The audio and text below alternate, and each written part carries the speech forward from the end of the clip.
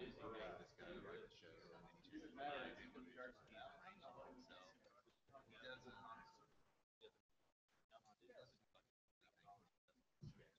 It's like half assassin here, a little bit of here. It's not like complete. So it's a lot of filling out things and making it rip. I'll send you what I have so far. You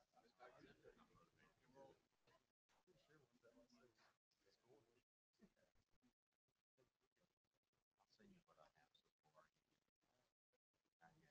I think I started out at the beginning.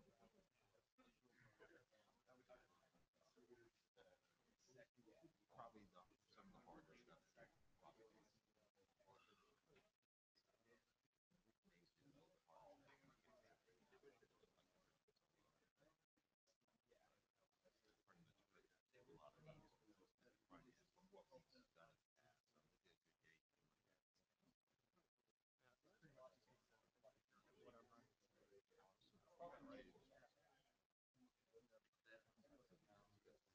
That thing that's starting to show solo, and I want it to be like really robotic and stuff. That could sound okay. But I think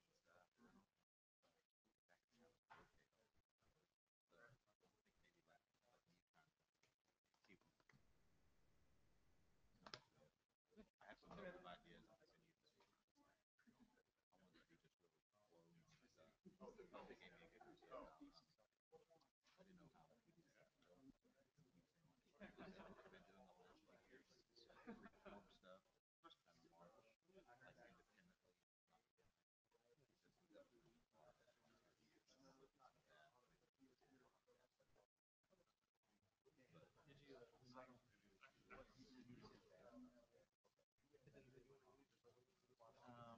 He's doing the first statement is from the second symphony, and then it's the last email.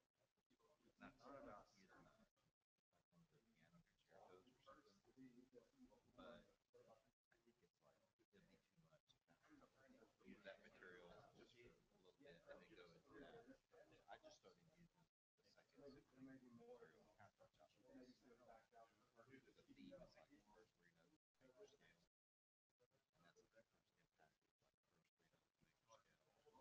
first three notes major scale, and that's the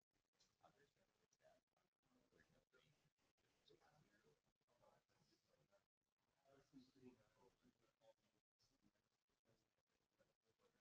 like the first three notes major scale. So it's like I'm just gonna pick that three note theme, just kind of do it. Man, I put your thing in the mail. It well, I Ryan posted it on Facebook and I saw it. Like, oh yeah. So I cashed it on a Father's Day thing. It's okay. I put them in the mail today. Yeah, if I knew about it yesterday, I would have asked. It was like totally out of my mind.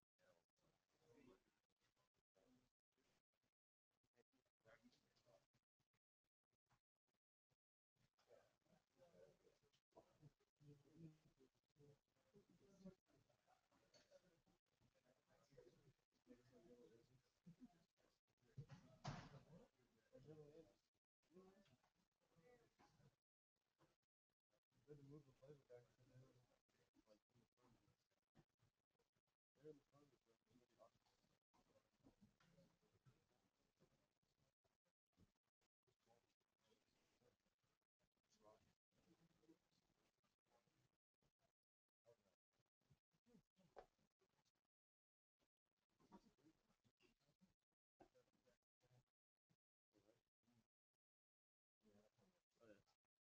All right, well, good morning.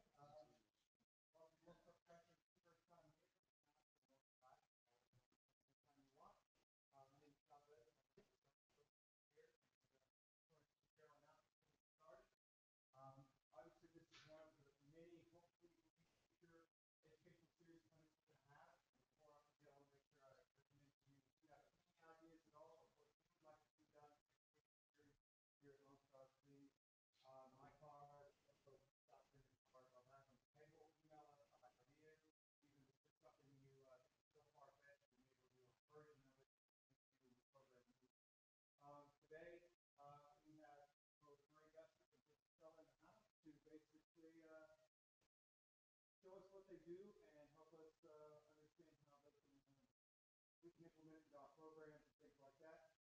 But since they're here, we're going to offer 10% off today on any their your products. So that you'll find in the folders in the back, still like 10% off Remo, iron heads, things like that.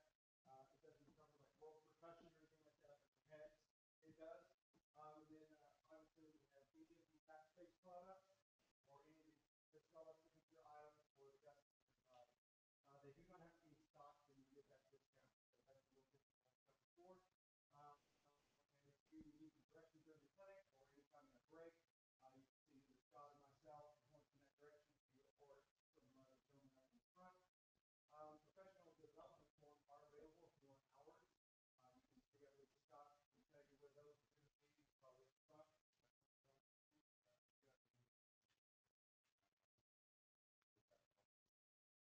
Upcoming events, we do have in the books right now the Botman Queen Stair Center Clinic on July 12th. They're folks from outside the building, also in some stores in the back warehouse. If you want some more fees, timelines, requirements, things like that for that. And then last but not least, there's several sponsors for things today. Obviously, let's say Lone Star Percussion, but you already knew that. Pearl drums, Adams keyboards, Remo drum heads, English percussion, Big Bird, and Simple. Our first presenter today, Mr. Murray Gusseck. I've known the gentleman a long time. I'm not going to say we're best buds, but I know his work on free to the table. The things you know like about the gentleman, the keep the drum set, how it flies, and how raw curriculum it can be to make the program more well-rounded and find the groove in the most ungrooving things you can imagine. Not all rangers like the guys that are in-house today. Maybe bring the funk out for you. So before I run any more, Mr. Murray Gusseck.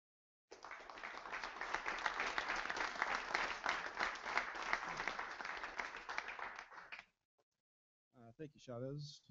Here we go. It's my understanding that this will be broadcast live via the interwebs, so I'll try to use this mic whenever and wherever possible. First, thanks for being here. Obviously, this is actually my first time at Lone Star, and I was telling some of these guys, when I was 15 in the mid-'80s, those little red Ludwig ratchet keys that a lot of us used to order, and my mallet kit and my sticks and everything, I'd order it from Lone Star. So I'm a long way from 15 years old, but it's just a real honor and a privilege for me to be here. And these guys have just been fantastic so far, so very appreciative of that. I also want to really thank Berkner High School and the illustrious Mike Matthews here for bringing this fine group of folks out. These guys got the packet that we're going to do or present for you today. They got that, I think, Monday. And there's a lot of stuff in here that I think maybe they hadn't done before. So they've done a tremendous job, and I really want to thank them for their time spent and for coming here and being with me today and being my guinea pig ensemble. So there is a handout for my portion of things, and I think that is probably maybe on that back table there, and those might be coming around here shortly. That's just something for you guys to take home, and if you can use some stuff from that, great. If not, it can be recycled.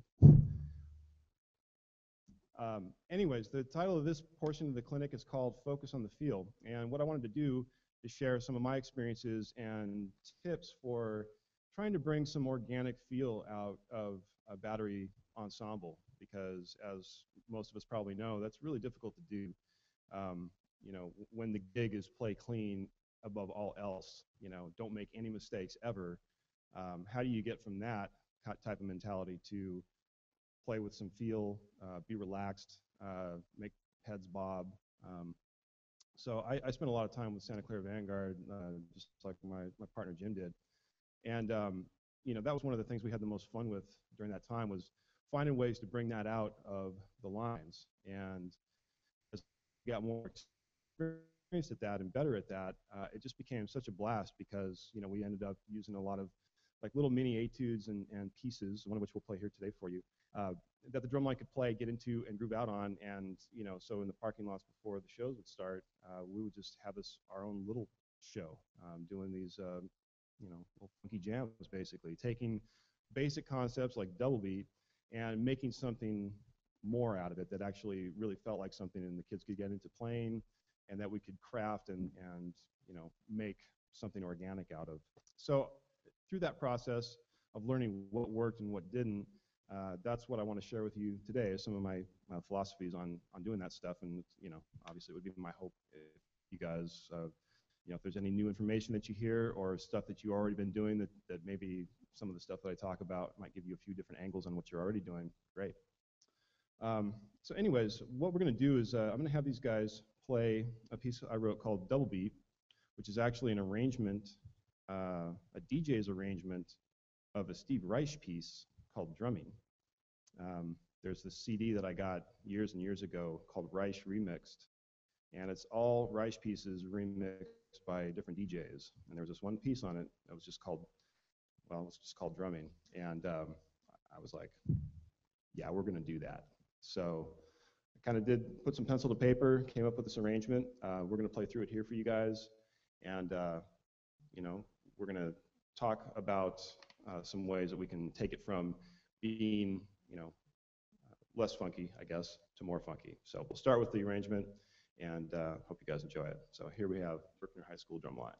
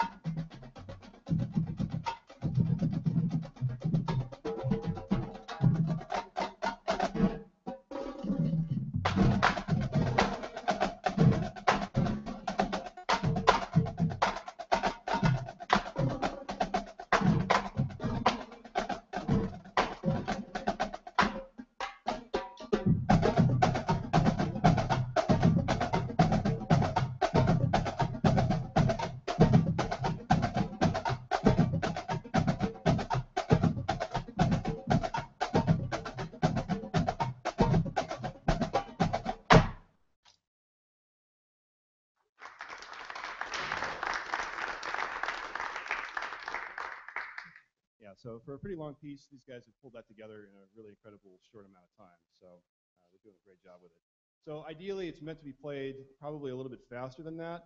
But the whole deal is that we don't want to sacrifice the groove for just playing it faster. So we agreed before the gig that we were going to do it at a tempo that we could actually get that feel out. So, all right, I'm going to kind of proceed here. I want to talk about 4 different areas in terms of trying to get some organic playing out of your group. And they would be muscle tone, namely relaxing the muscles a little bit, command of the time, control of the little notes, and last but not least, music listening. And so we'll get started with the muscle tone bit. So as many of you know, if you're a drum set player, and probably there's a lot of drum set players here, how many actual drum set players are there in the room? Okay, so quite a few. There should be some hands up here as well, I would imagine. So when I was a kid, and I got my first drum set, you know, Neil Peart was all the rage, and still is to me. He's just one of my favorite all-time drummers. But, you know, I was like, okay, I'm going to go home, and I'm going to play Tom Sawyer, and I'm going to play XYZ, or YYZ, I mean, and I'm going to play this and that. Well, I couldn't even move my hand on the hi-hat fast enough to play Tom Sawyer. I just couldn't even get to it. And this was after years of being in a drum line. You know, I could play rolls, I could play three-stroke rolls, but I couldn't go to play Tom Sawyer. I just couldn't get to it. So that was a big eye-opening thing for me, and I've never forgotten that. And as a drum set player now, I've really, you know, had to focus on just loosening up and getting those wrist chops happening. And so I like to bring that to the battery world as well, because a lot of times we spend the majority of our time on, you know, dense stuff, hybrid rudiments, rolls, buzz rolls, flams. And so we're doing exercises that are short controlled bursts of these different rudiments. And you have to do that because you need those chops, obviously. But there's another side of playing that I think is really effective at helping bring out some organic playing. And that is, you know, just relaxing the muscles and learning how to develop the long muscle tone, the slow twitch muscles. And so there's many different ways to do that. But one of my favorites was inspired by Jojo Mayer. Anybody that's seen that video remembers the clapping exercise. And that is hands-on, like one of the best wrist exercises I've ever done or taught. It works 100% of the time, and you can do it anywhere. You don't need sticks. And the idea behind the clapping exercise is that you bring your elbows together and your wrists together, and you clap and you count in groups of 4. So we're going to do that here. I call this the hundreds because we're going to count up to 100 in groups of 4. We're going to do that here. Anybody that wants to give it a shot, I'd totally encourage you to do so. And I'll count for us. We'll show you how this works, okay? And if you're not getting tired, you're doing it wrong. Keep those elbows together. About this fast. 1, 2, ready, go. 1, 2, 3, 4, 5, 6, 7, 8, 9, 10. 1, 2, 3, 4, 5, 6, 7, 8, 9, 20. This is going to look so funny on the internet. 4, 5, 6, 7, 8, 9, 30. Give yourselves a hand. 40. 6, 7, 8, 9, 50.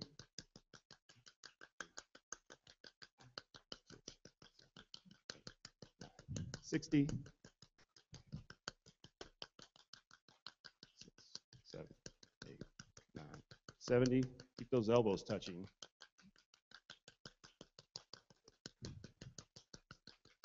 80. 6, 7, 8, 9, 90. 6, 7, 8, 9, 100. Yeah, okay, so yeah, that's where your wrist chops are at, basically. Doing that once a day really helps. I find for a lot of the stuff that we'll do with regard to what is listed on that handout as the hundreds, that it's okay. I like to slow down or speed up as my muscles respond. So if I'm not particularly loose while I'm doing that, I'll do it slow. And if I feel a burst of energy, I'll speed up. Consistent tempo is not a factor. It's just doing the reps. It's all muscle memory. Okay, so the next iteration of this we're going to do is what I call stick on stick. I love doing this with the Drumline because it's another way of taking them out of their element, and it allows them to see, again, where their wrists are really at when it comes to using an actual implement, and it's just clicking your own sticks. Same idea, counting in 4s up to 100, and just because we're, I guess, masochistic, we'll do it with the left hand. So just play your right stick with your left stick, This is great for traditional grip players because it forces you to have exactly the right spot on the stick for balance. You have a little counterweight. It's really good at kind of bringing some of that stuff to light. But we're match grip up here, which is awesome, so we'll do it this way. Maybe a little faster than we did this morning, make you sweat a little bit. 1, 2, ready, go.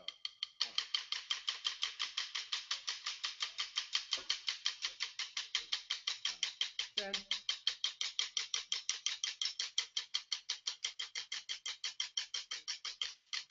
20.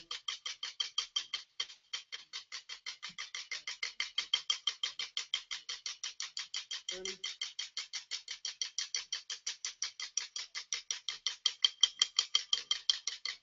40.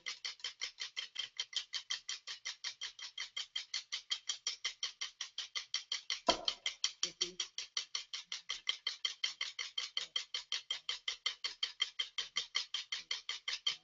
60. Almost there.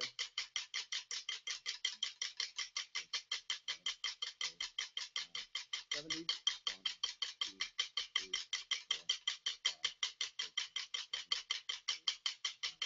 7, 8, 80.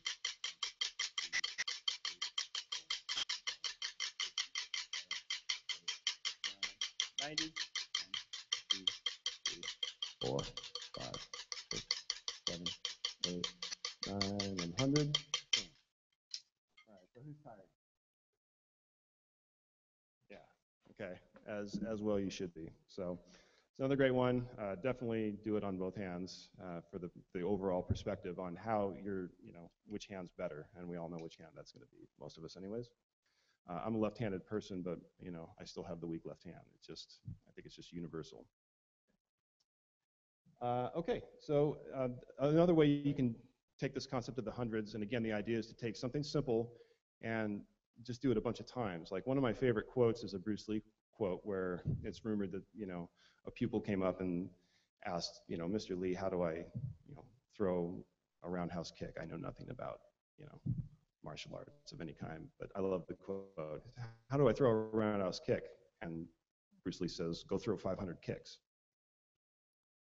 I mean, it doesn't get simpler or wiser than that when it comes to simple things. So sticking patterns, basic rudiments. If you want somebody to learn how to do it, just have them do it. And so we're going to do paradiddles was the pattern we worked out. We're going to count in 8s this time around. And so that means every time you get it back around to the right hand, that's another iteration. So 2, 3, 4. And we're going to do 100 of those and get better at paradiddles.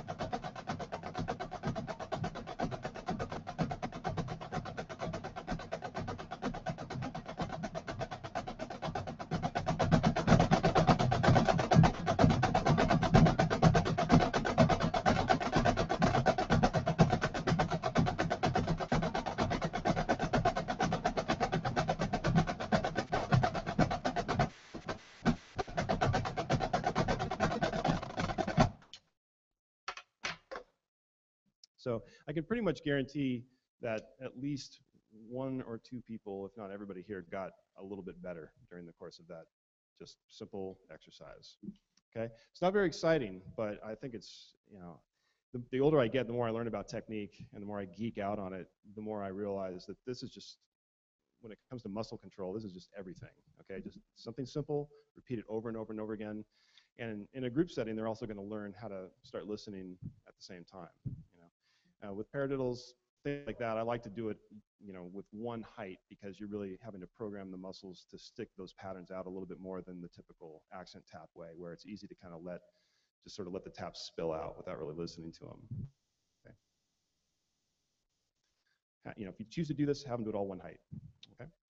Lastly, rudiments, same application. We chose flam taps, and you know, we have various levels of experience up here on stage.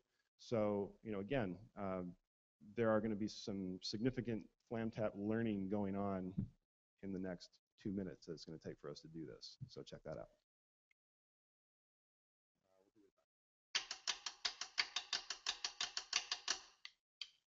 Keep the heights nice and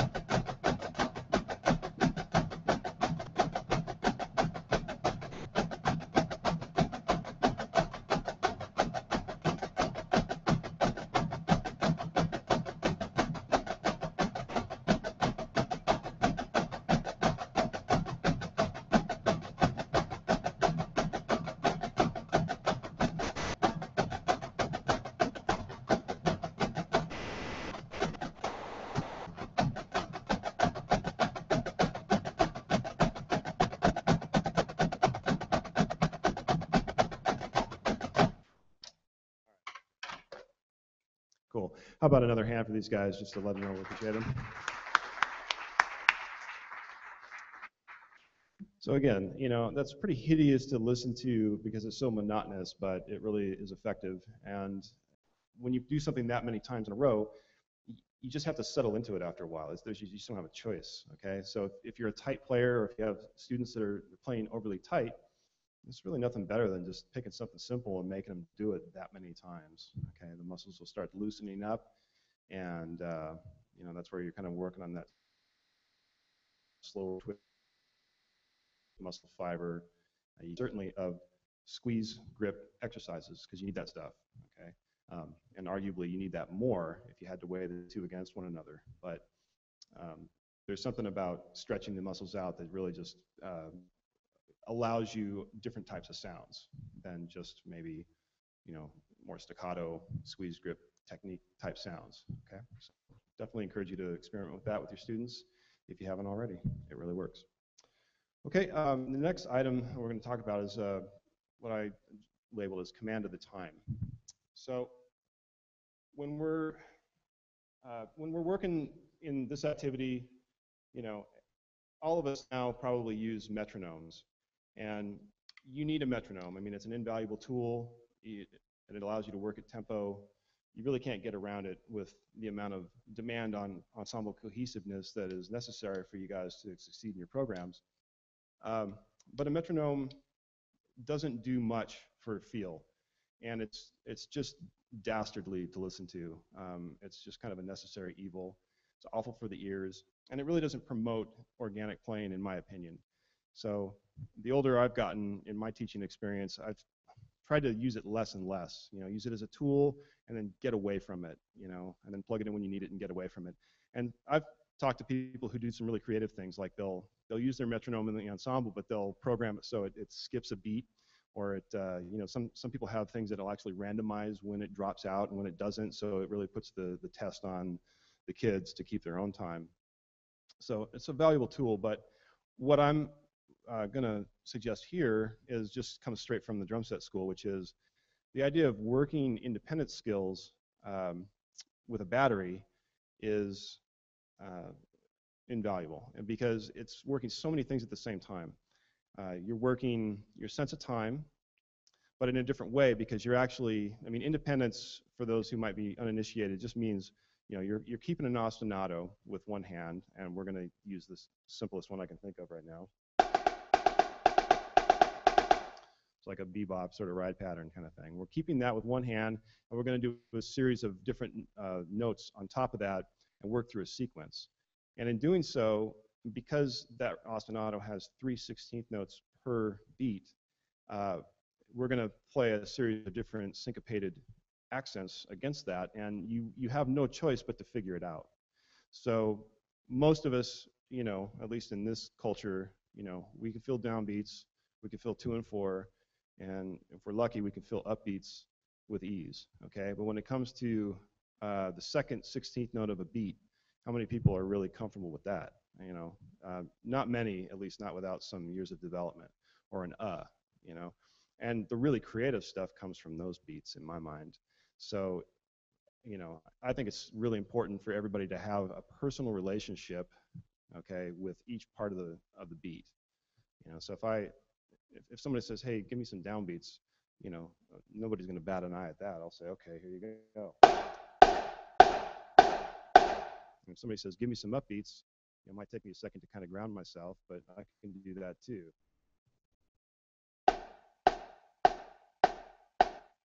And somebody says, "Okay, well, now it's just going to be all uhs, or all the last 16th note of a beat." Well, who's going to do that and be able to convey that kind of time with the same confidence? Not too many of us, you know. And for me, I need a reference point to get that into my, you know, my consciousness, or whatever you want to call it. So if I keep a quarter note,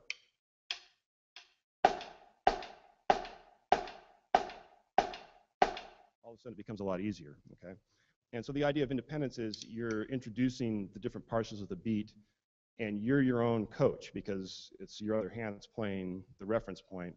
So not only is it good for learning the timings of these things, getting stronger with your syncopations, but you're also, in the course of it, like with this ostinato, these guys are going to play that 3-note pattern that I just played a few minutes ago. They're going to play it like, I don't know how many 100 times.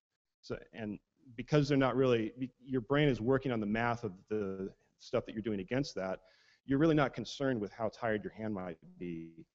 And so your body has a way of taking over and just loosening that thing up and making it just kind of flow and be a lot easier to play. And so it's just, you know, it's kind of like a one-stop shop for benefits for drummers, is working independence. So that's going to be our next bit here. And the sequence that I like to use is one that doesn't have to be written down. It's easy to remember. And you do that ostinato, and then you start with a series of note values. And you're going to work those note values in a grid-like system. We're going to start with the half note. Okay, so if I'm going to play this and start playing half notes on top of it, it'll sound like this.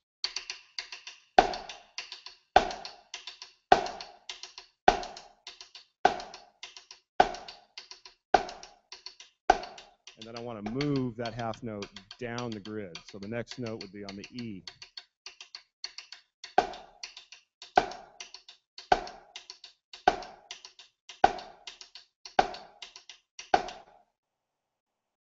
So on to the ands, to the uhs. So we'll demonstrate that for you here.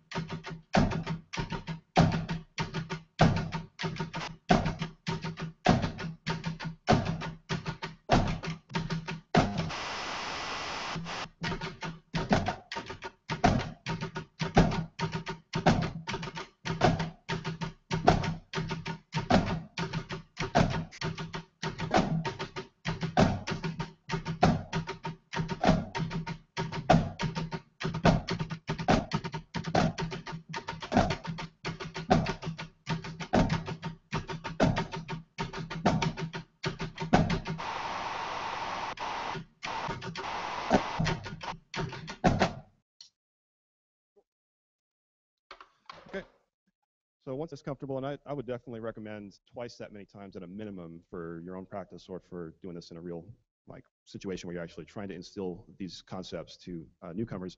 Incidentally, a lot of these, well, raise your hand, guys, if you have not done any of this kind of thing before. Okay, so at least a handful. So I mean, we just started this basically today, and they're doing pretty phenomenal with it. And I've actually witnessed the benefits live, so it's definitely I know of what I speak in this regard. That's what I'm trying to say. Okay, so then when that's comfortable, then what you're going to do is increase the frequency of the notes. So now they have all those skills. They can put those notes on top of one another. They know which notes fit in the spaces, which notes fit on the first, the second, and the third beat. Now we're going to make it denser. And so we're going to do, instead of a half note frequency, we're going to do a quarter note frequency. Okay, so every beat.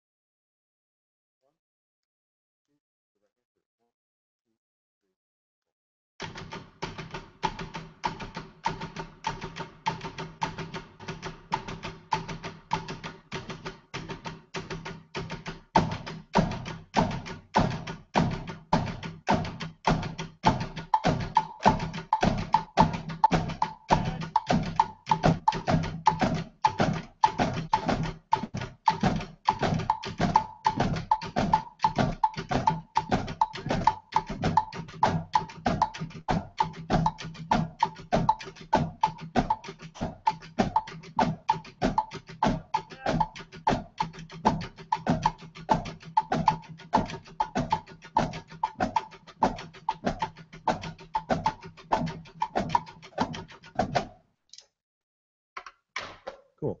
So my favorite thing, if I'm in front of a line, in terms of keeping tempo, a lot of times it's just this guy. You just can't do better than the red block. Is it still red, or did they change the color? Still red? Sweet. Somewhere along the line I saw a black colored one, and I was like, well, maybe they changed it. But I love the red jam block. The red jam block, I can make this thing louder than, a lot of other metronome situations. I mean, I can remember running around the field with just this, chasing horn players around.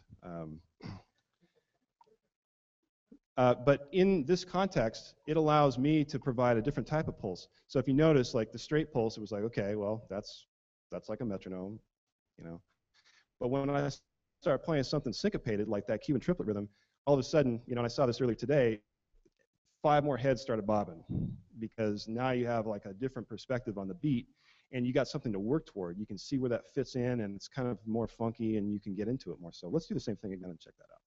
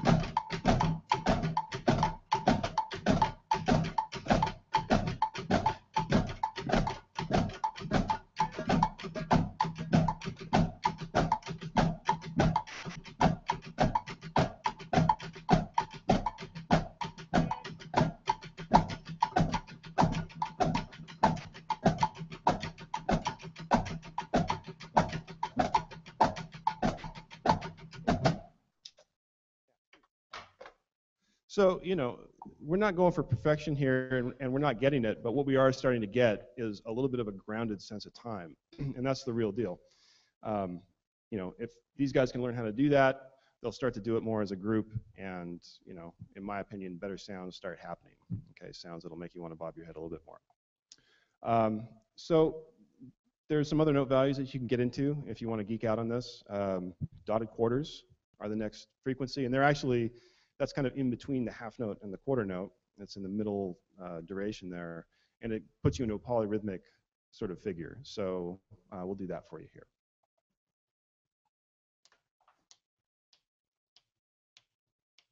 With the right.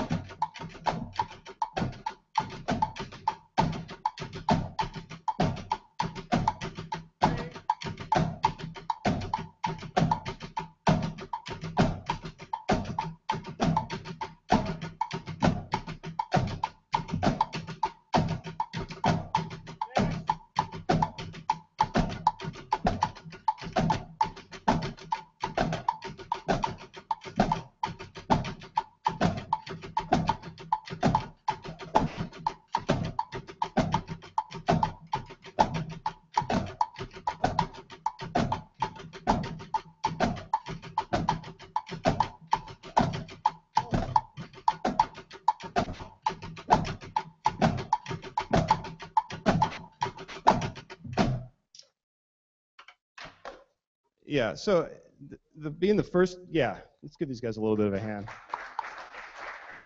I wasn't helping them out because I was giving them all kinds of miscues up here. I was saying next when I meant to and things like that, and they held fast and they did a really good job. So, but yeah, so for not having done that before, you know, that's a tricky rhythm if you're new to it, and you know, these guys are all over it pretty much. So it's pretty impressive.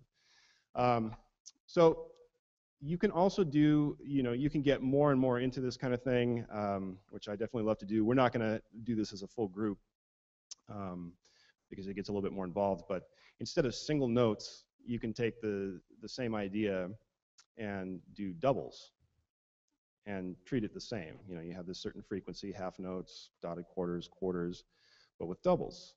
So like if we stick to that concept as a double, I call those the close pairs, and it would be something like this.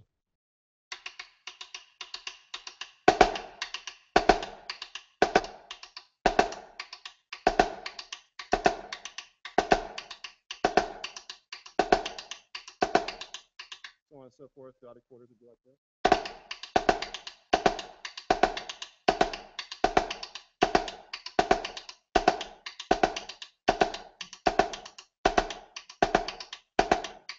Or the E's and U's version.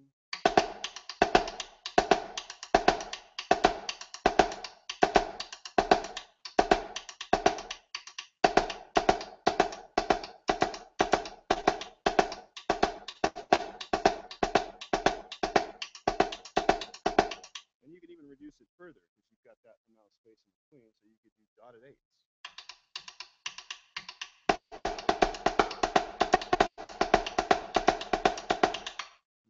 So by the time you're done doing a lot of that stuff, you know, when it comes to just the independent skills, you're going to be pretty solid on that, and you'll have your brain will be able to wrap itself around a lot of different types of syncopated rhythms with much more ease.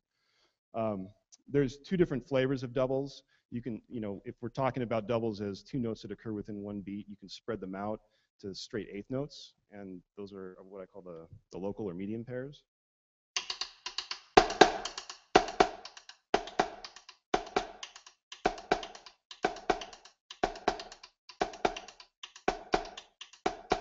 Dotted quarters.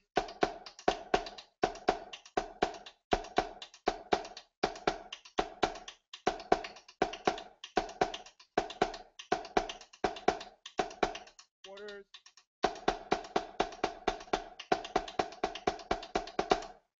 And so on. And then lastly, you can spread the doubles out even one more notch and get a dotted eighth 16th rhythm, or what I call the distant pairs.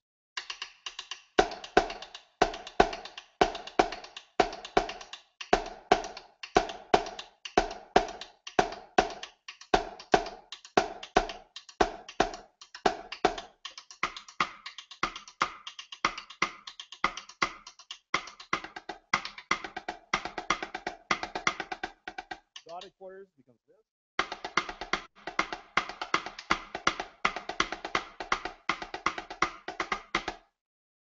Okay, so again, it's geek stuff for sure, but it's a way to train yourself, and you know, again, that right hand just never stops.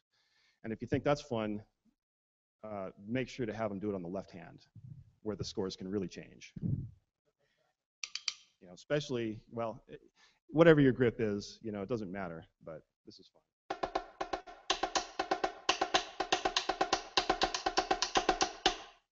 Okay, and if you're still that far along and still wondering what more can I do with this, well, pick a different ostinato, something that's a little bit more exciting than dig-a-det, dig-a-det. Okay, like a samba rhythm, boom, ba-dum, ba-dum, ba-dum, or the dig-a-det, but in a different placement. Okay, like a hepanique rhythm or something. 1, 2, 3, 4, 1, 2. Give me a boom, ba-dum.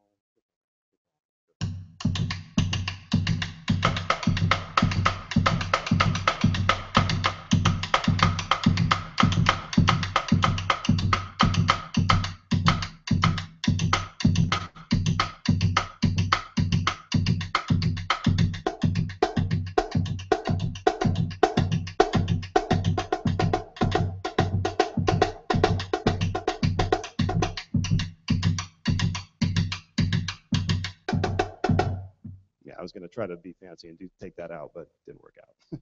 Anyways, I need to practice that once more, but you get the idea, okay? So, any questions so far? We'll save a little bit of time at the end just in case, and there will be some stick giveaways. So, get your questions ready. Next, we have what I call just the control of the little notes, and I think everybody here understands that taps are kind of where the game is in terms of cleanliness and things like that. And again, we're kind of taking this back around to the double beat concept, taking something that, you know, some real music that you would play and feeding these ideas back into that process to get better sounds, more organic playing and so forth. The main snare thing in double beat goes like this.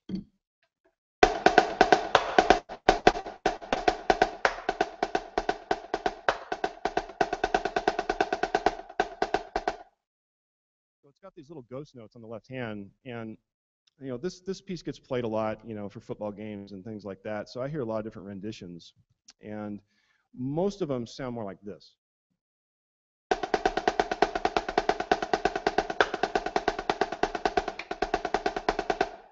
It's just all kind of monotone, and it loses the personality because those little notes they're way too loud. You know, they're supposed to be felt more than heard, and that's really difficult.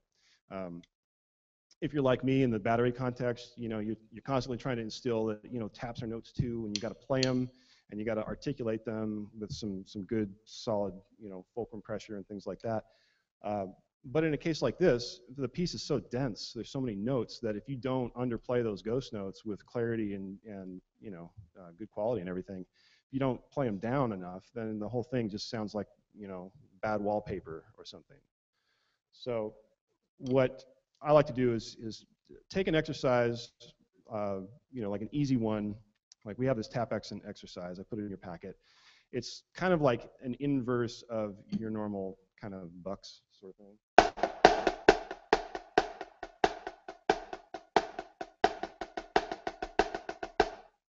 And what we're doing is instead of putting the accents on the downbeats, which is what everybody does, we're going to put the taps on the downbeats. And that just means that you have to reckon with them. You can't help it. You have to place them right where they need to go. And you know, a time reference is important. A metronome would be totally effective. Again, I prefer my trusty red jam block because you can do some other things and give a different perspective on the time. I need to stand further away from this apparently. So we'll play that for you and we'll talk about it.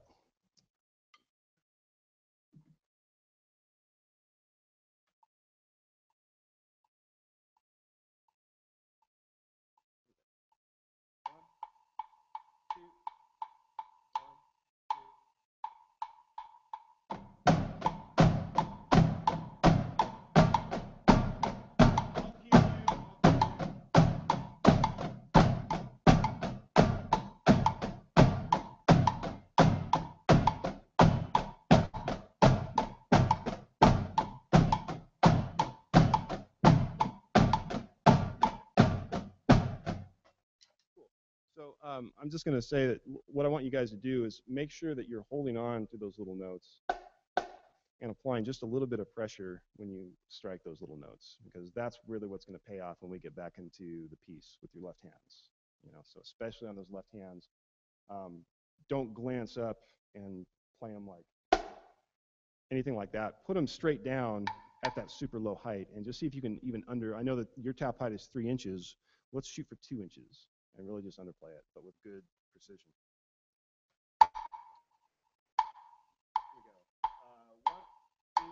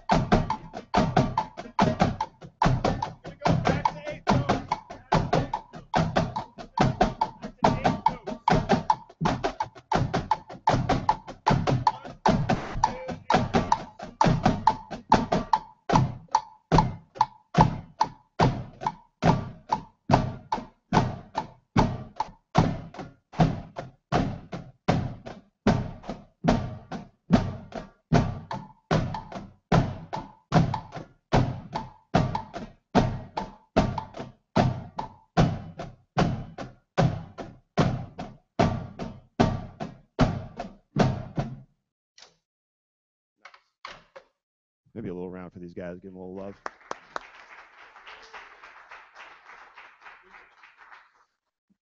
Cool. So again, nothing exciting about that, but it is effective at increasing awareness of the little notes. You certainly don't have to do it where it's one pulse for all those different note values. I just did that because you get to the 16ths and it puts a little chop factor into it, which is never a bad thing. Okay? Any questions so far? Any answers? Okay, so what we'll do, I think, is we'll do double beat one more time. Hopefully with an increased sense of tempo awareness, awareness of the little notes and the precision with which those are played, and how we want to make sure that they're ghosted with precision. And we'll do that, and then we'll talk about my last point, which I think is a really important one as well. But we'll do the playing first. So double beat, take two, and pick your tempo, but we're gonna keep that tempo. So we're not gonna slow it down even a little bit further.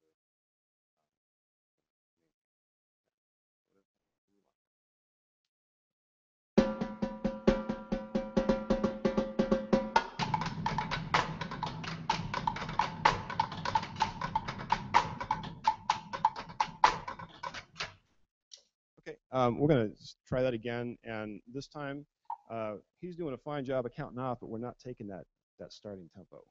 Okay, we're kind of starting under his counted off tempo. So once you come in, I'm going to come in with you with your count off, and we're going to set the needle right on the record player at the right speed.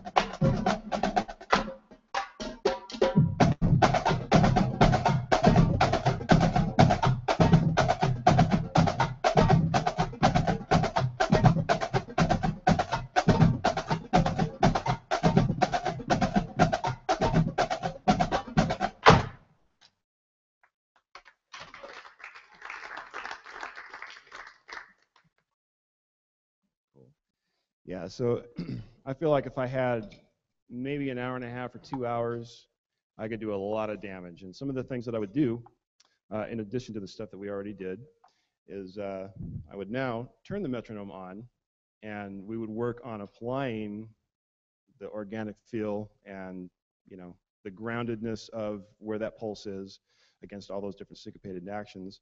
We would apply that on top of a metronome for a while, and then I'd take it away. Because once we do that, we don't want to get just stuck doing that, because then it'll just devolve into that robotic, lifeless sort of sound, and we don't want to do that. We want to keep it real.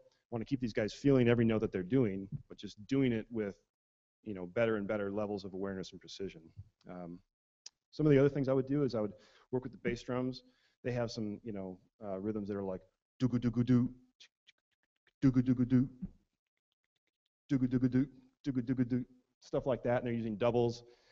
That's a little tight, so we'd work on loosening that up so you actually hear both of those notes. Maybe doing some of those kind of marathon double to the hundreds sessions with those. I'd have the tenors play that little double pattern they do solo. We did do that about 6,000 times. That would be pretty sweet after 6,000 reps. And you know, we'd continue to work on getting taps down and things like that. But you know, again, it's all building on those concepts that we already discussed. So last thing I want to just talk about, and I'm sure I'm preaching to the choir, but you know, I'm not doing as much teaching as I used to, but one of the things that used to kind of blow me away when kids would come out and try out for drum corps and stuff, and just pose a question like, hey, what do you listen to? And I can't really count the times that I heard, oh, I don't know, I don't really listen to that much music. I'm like, what? I'm like, yeah, I don't really know, just whatever's on the radio. Why are you doing this? Like, isn't this about music? You know, and sometimes it is, and sometimes it isn't. Sometimes it's more about the competition. You know, just becoming a kung fu master of drumming and things like that, dominating the competition, doing well for your drum line, your school, your program, and not to take anything away from that, but at some point I think we got to come back to the fact that it's music. And so, you know, the Vanguard thing that I came from, there was kind of a long tradition that dated back to the Fred Sanford, Ralph Hardiman days, and Kurt Moore and all those guys, of getting the drum line in a room and just doing listening, you know, listening to anything from, you know, symphonic music to funk, you know, 70s era funk and Tower Power and, you know, just whatever was hip at the time. And those guys were doing that a long time ago. And I was lucky to have come through a lineage where my teachers did that with me. And it's, you know, I'll never forget it. You know, we'd show up at the band room early on competition day. We'd go have breakfast at McDonald's and, you know, pack down an Egg McMuffin and then go into the band room, lay down. He would turn out, my instructor at the time was Greg Van Winkle. He would turn out the lights and we would listen to Appalachian Springs. Every competition, we would, with the lights off, lay down, totally chilled out, totally relaxed, way before the rest of the band got there, just the drum line, and we'd listen to Appalachian Springs, and we listened to the whole suite, and we listened to, you know, Steely Dan. I remember a lot of Steely Dan. Steve Gadd, that was the first time I listened to Steve Gadd. And it left a really memorable, you know, I'll just never forget that. And so I've tried to also do that. Whatever I'm listening to, if it gives me joy, I just want to share it with students. And I'm sure that, you know, there's plenty of people, or maybe everybody here does the same thing, but I thought it was worth bringing up because at the end of the day, it really should be about the joy of playing, is the joy of music. And so, you know, if you want to communicate that to the audience, like through, you want heads to bob, you know, it's got to come from a place of joy, really. I don't see any other way to do it. You know, it's not going to come from a place of anger, I guess, or some other sadness. I don't know. You know, at the end of the day, you know, you can do those things in bits and pieces, but, you know, you want people to leave feeling better about the world after they've listened to you. So, you know, sharing music is one way to do that. And, you know, if you're already doing that, kudos to you. And if you're not, or if you think you could do it more, I'm sure it would help. Okay, so anyways, I just want to open up for some Q&A. Can be about anything. And we've got some sticks over there if anybody wants some sticks. I highly recommend them. Anybody? Yes, sir. Can you talk about structuring a camp and how you do these things? Is this the beginning of the day? Is this the end of the day? Is this like free throws and suicides? You do it till you're worn out at the end of the day? And then also talk about during the school year, during, you know, 5 days during the week, you do shop building on Mondays and music on Friday, working up to what you're doing. Can you talk about structure? Yeah, so that's an excellent question for the folks on the interwebs. He was asking about how do you structure this type of practice in, and you know, presumably you're working under severe time constraints. You've got a show to clean, you've got drill to teach, and where do you find time for this kind of stuff? I should declare at the outset that I've never been an official band director, so I have had the luxury of coming in and crop dusting with these ideas and then bailing and hoping that they stick and that there's enough interest in them to continue. So many of you are professional teachers and you deal with those time constraints every day. And so I'm not sure I have a totally clear answer, but I generally, like for band camp situations where maybe you have the kids for a week, I think there's definitely time, and it's a good time well spent for this type of stuff.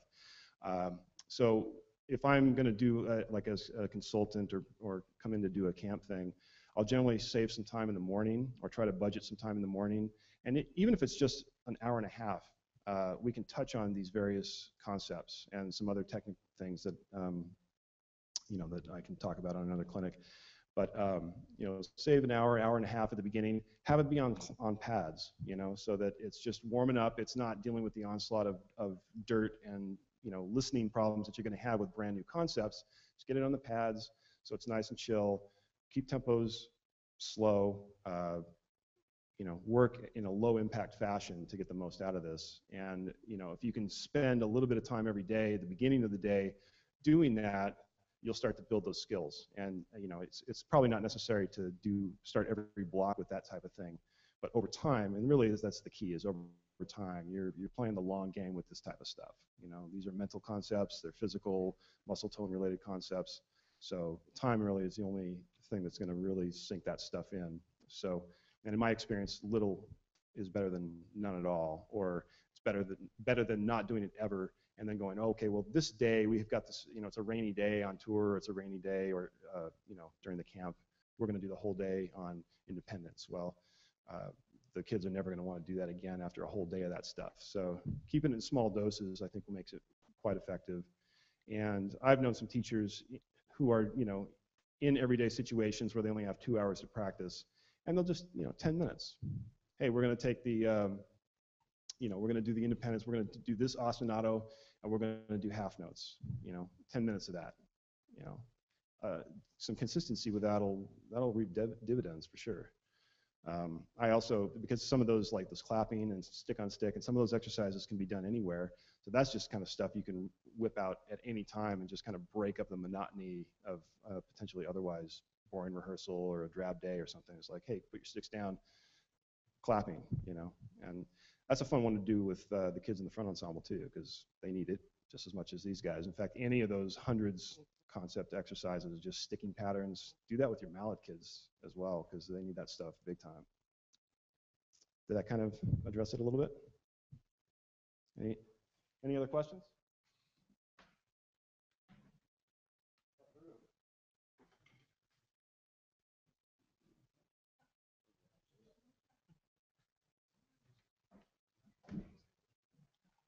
Okay, again, I really want to express gratitude to Remo, Vic Firth, Pearl, Zildjian for their continued support over the years. Big round of applause, please, for these guys. Bruckner High School, Mike Matthews.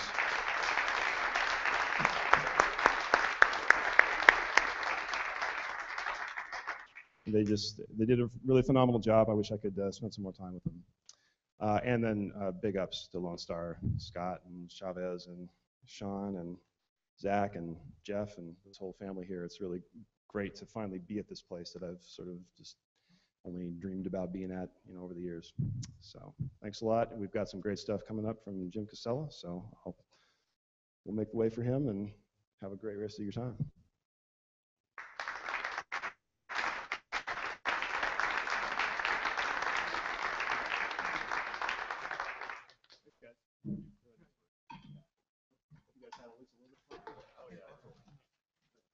Hey guys, so we're going to take a 15-minute break. So if you want to use the restroom, talk, track down Murray, ask some questions you didn't want to ask in front of other people, whatever, but 15 minutes and we'll come back here and have Mr. Jim Casella.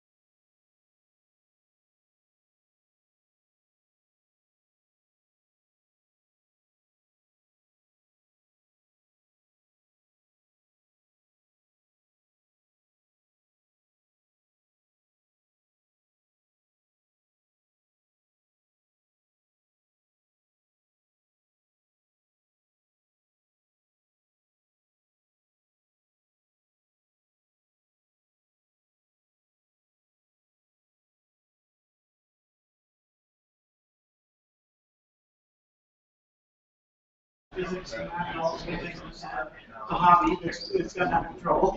Right. And I'm just trying to think about it.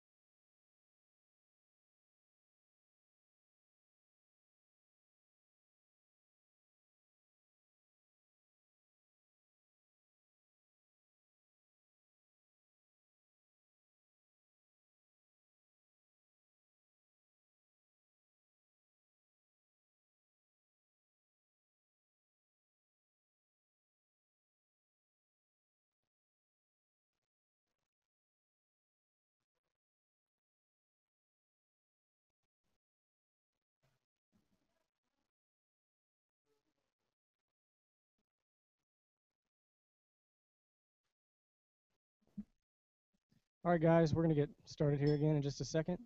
For everybody watching on the internet, we are seeing your questions. We are going to have a live Q&A session with Jim and Murray at the end of the clinic after Jim gets done here. So just know that we are going to have those questions up there.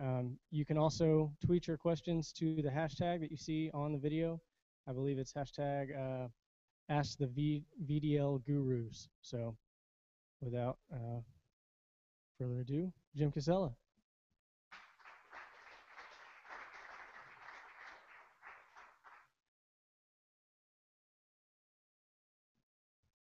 Okay, thanks guys. Thanks for coming out.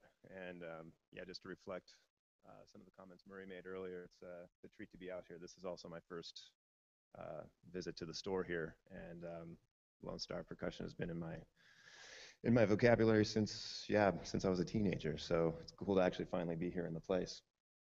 When we were first talking about doing this event, it was a little bit vague in terms of like what exactly should we cover, because there's a whole host of things, especially this time of year. You know, indoor drumline stuff is done, school is out. We're probably gearing up for marching band season, but we're kind of in that middle ground summer period. And so usually when I come into a presentation like this, I talk about how I approach writing, since that's the kind of been my primary role in the ensembles I've worked with, is just composing and arranging. But then virtual drumline is this big thing that a lot of people use, and I had a big hand in making that. And writing and using virtual drumline go so hand in hand. I mean, they really have sort of merged into this universal kind of, it's the same topic in some ways, but in other ways they're two completely separate topics. So I guess what this is, what I'm trying to say is that I'm going to try to cover these two fairly broad topics and try to merge them into one clinic here, if I can try to make some sense without rambling on for too long here. So for starters, if I could just see a show of hands, who in the audience actually uses virtual drumline? Okay, good. Looks like a majority of us have some experience with it. For those of you who don't, you may have heard of it, or maybe you got it, but you never really kind of wrapped your head around it. I'm going to try to address several of those topics in terms of what you can do to actually use the library better, what you can do to actually start using the library if it's something you're interested in doing, and just talk about how I actually go about writing with the library, or without it in some cases too. For those of you who don't know anything about it, virtual drumline is just basically a sample library, and what that means is it's a collection of sounds that have been recorded from real instruments and then programmed in such a way that you can plug that into other music writing environments and use that to play your music back when you're composing, and get a much more realistic playback of what your idea, what you're trying to write with your ideas. Typically, in the past, we would, we'd write our music in a finale or into a sequencing program or whatever we may be using to write our music with, and then whatever our sound sources that we happen to have are, that's about as good as it's going to get. In a computer environment, till not that long ago, it was just basically your whatever sounds you have on your internal sound card, MIDI sounds, and I'm sure some of you've experienced that, bells and whistles and duck calls and all kinds of crazy stuff when you try to play back a drum line. And from that is kind of where virtual drumline was born. There wasn't really much in the way of marching percussion samples at the time when we decided to do this. So program this in such a way so that we could actually implement it into our writing. So before I ramble on too much longer about that, which I could probably do here, I'm just going to play a little bit of a score here. This is a percussion feature. This is written by Brian Harmsen, who's one of our probably highest ranking VDL gurus himself. And this is just kind of a demo file that we use to kind of display a lot of the different things that virtual drumline can do. And this is sort of a marching percussion environment. So we've got a full battery, we've got a full pit, and then we've just got a brass reduction, and you'll hear that the brass sounds are just sort of like the internal MIDI sound card sounds. The rest of the sounds are coming from virtual drumline, but we're playing this back from a notation program. This one happens to be Sibelius. So are we sharing the screen right now on the Hangout? Okay. I'm probably going to have to stop a little here and there too, just to kind of check in with the the folks on the internet too. Just make sure we're all looking at the same stuff. So here we go.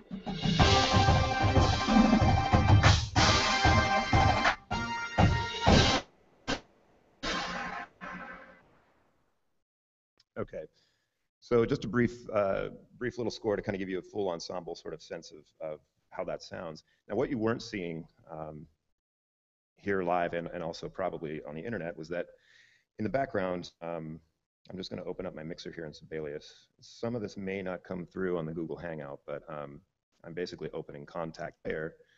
And what Contact Player is the playback device that all the virtual drumline instruments are hosted in. So I'm just going to play that again just for a few bars, and those are live.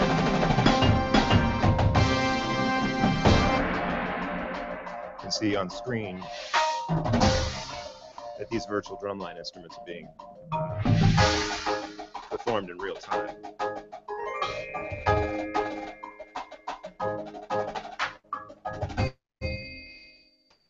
Okay, so that's just kind of a basic.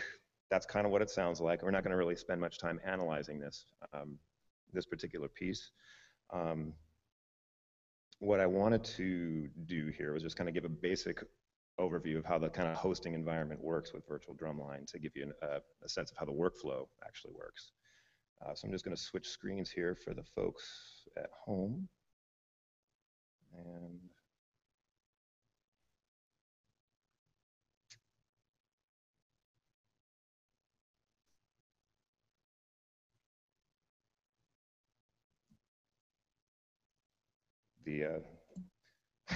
this is what I was afraid of. The Google thing makes me change screens. I'm not getting that screen here. Okay, well, people at home, you're just going to have to imagine and follow along. Just to give a very basic overview of the workflow. Starts by having a host program.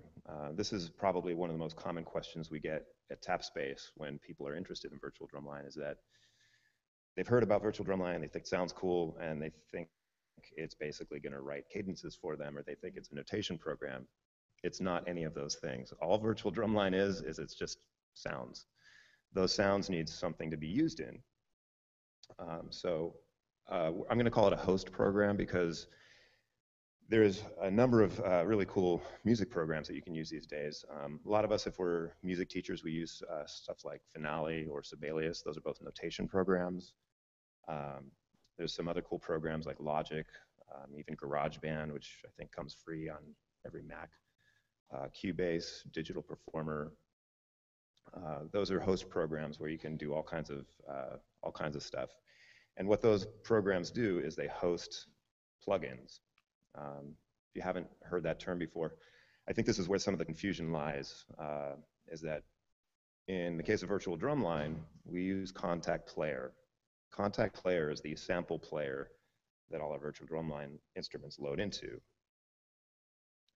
That player gets plugged into, in this case, Sibelius, or in another case, it might get plugged into Logic, or it might get plugged into MainStage, or it might get plugged into Cubase. There's a number of ways that you can use it, and this is where it can start to get a little confusing. So if that does confuse you, if you can come away from this conversation with anything, just remember these 3 points. You have to have a host application.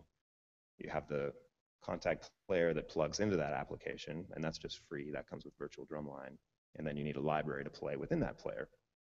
With those 3 things intact, you've now got an environment that you can start to manipulate some of this stuff in.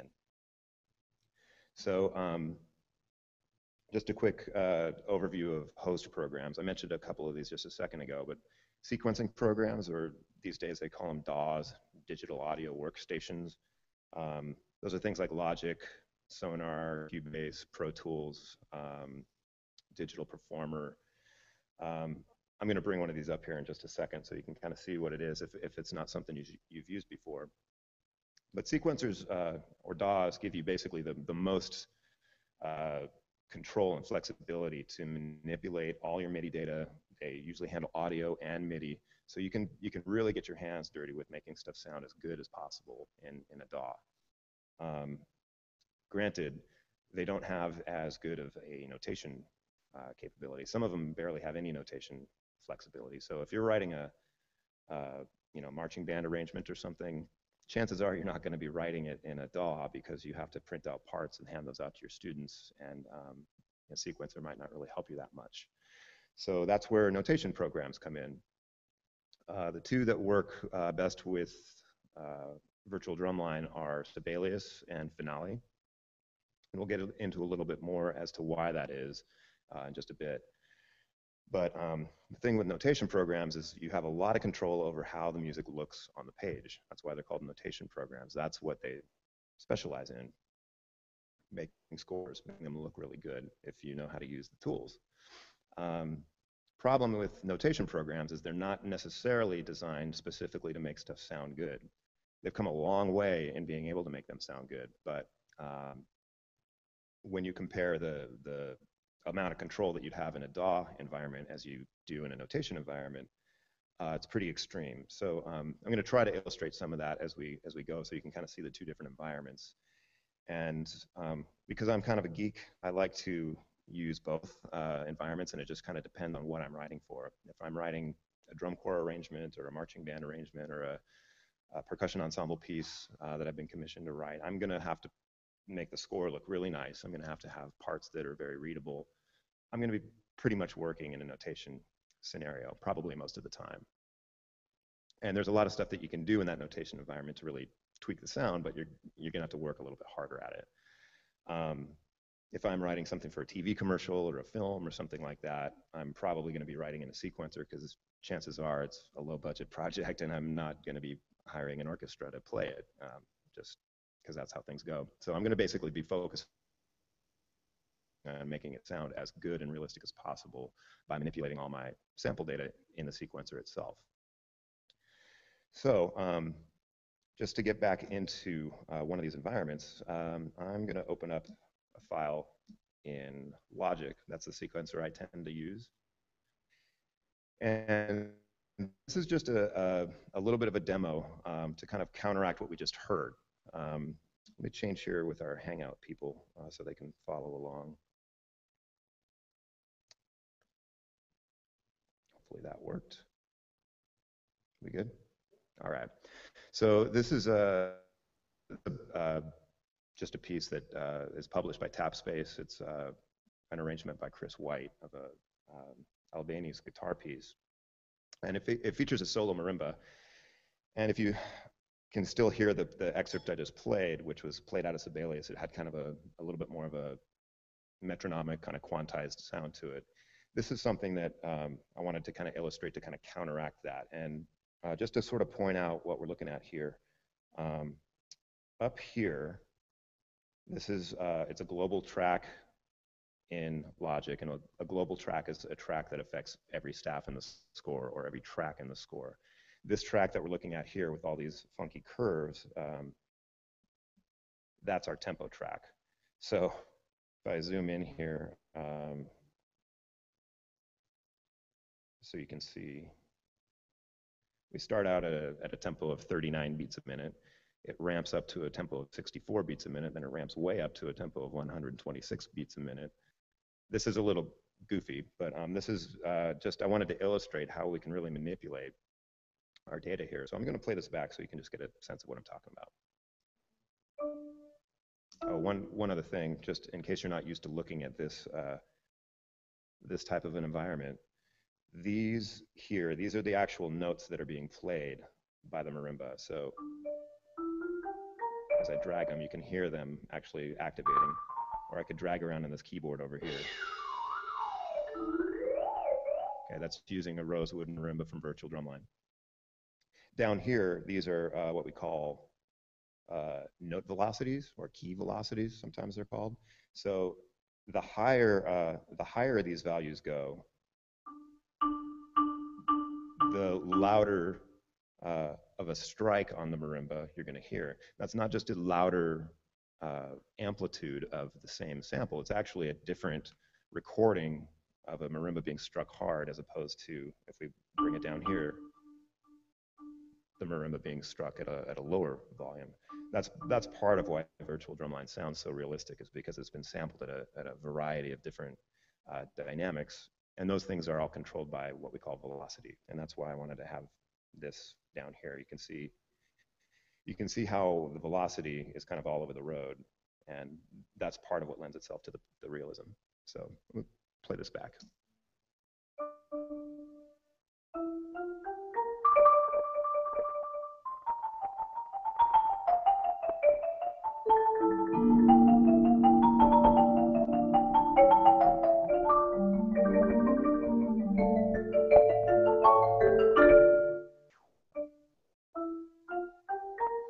See how with the tempo changes, the score scrolls faster or slower.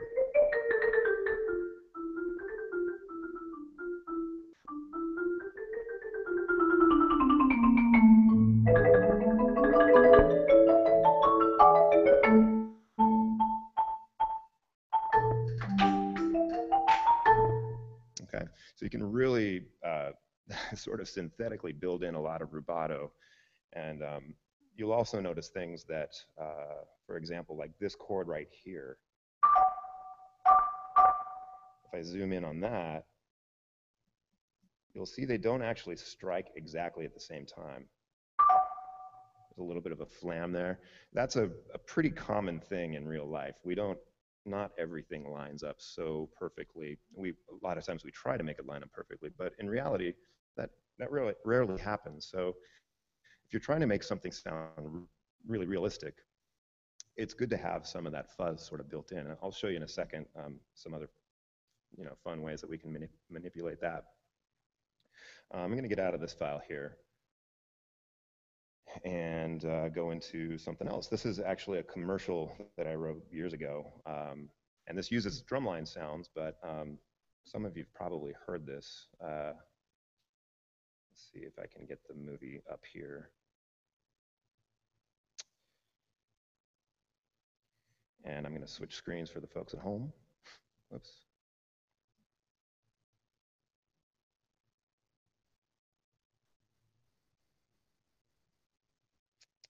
There it is. Okay, just another quick little sound pass here.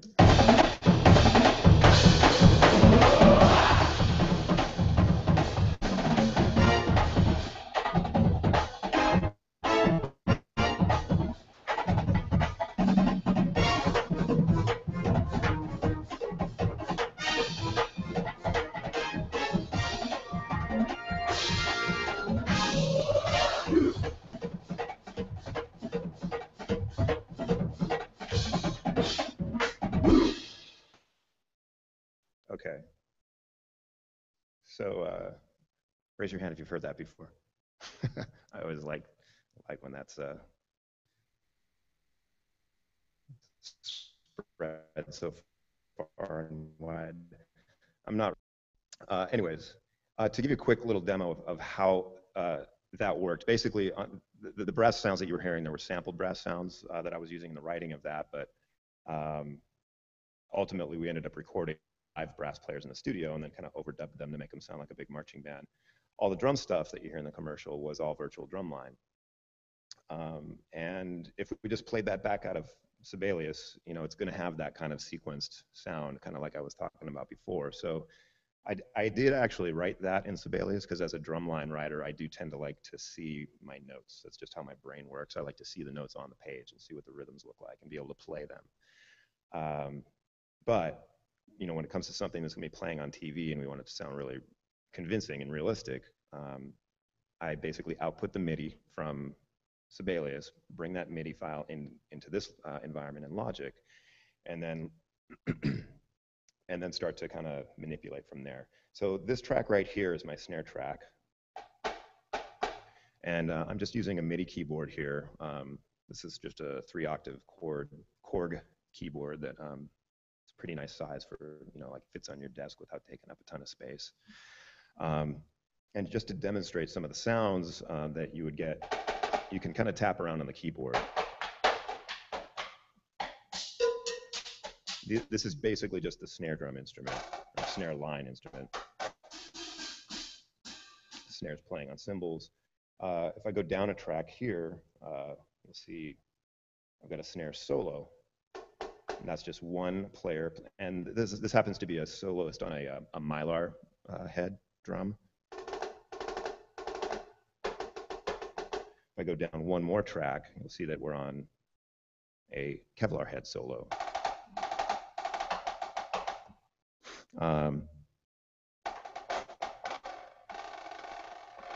When I'm writing in real time, I'll usually just kind of use my keyboard as my kind of poke around device. That's what I usually call it, because I don't necessarily always have clearly in my head that you know, E flat is the crush and G natural is the medium decrescendo roll. There's just too many sounds to keep track of. So if you have a MIDI keyboard, you can just kind of poke around on it.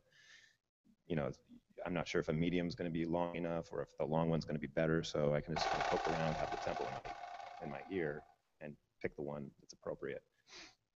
So what I'll do here is I'm just going to solo the snare track so you can hear that just by itself.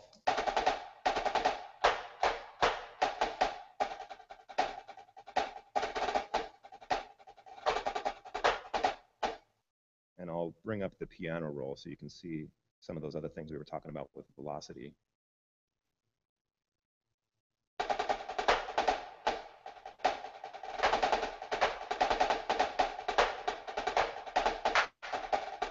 Okay, so that's fine. You probably hear some little fuzz in there where I've kind of manipulated the rhythm to not sound quite so perfect. And I'll show you how I do that, but I'm going to show you that in a different snare instrument. So I'm going to just basically option drag that region down to the next track, which is where we had our Mylar soloist.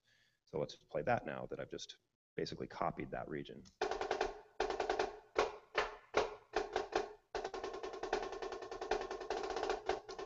So if we just started from right here, listen to those notes.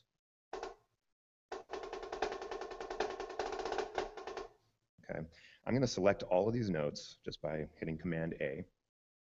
And I'm going to open up this window. This may not show up for the folks at home, but this is I think they call it the transform window. And there's a little guy in here called humanize, which is kind of a ridiculous term, but because this isn't going to sound very human, but I think of it more as a randomize. It's going to take each attack, and it's going to take the velocity setting, and to whatever degree I ask it to, it's going to kind of screw that up. And so right here, this is the note position. So right now, it's going to basically randomize at a variable of 10, whatever that means. 10's a good starting point. Just for the sake of illustration, I'll drag it up to 20. And I'll screw with the velocity too, just so we can hear it. And then I'm going to hit the operate button. All those notes have been selected. We're going to operate at that adjustment. And let me undo that. If you're focusing down here on the bottom, when I click this operate button, you're going to see those things change. 1, 2, 3. You see them shift around a little bit. I'll move this window out of the way. I'll hit operate again, and if you watch all of these note events, you'll probably see them adjust very slightly. It might not be very easy to see in here on the screen, but here we go. 1, 2, 3. So you see some of those changed a little bit. So let's play that track back now and see if it sounds any different.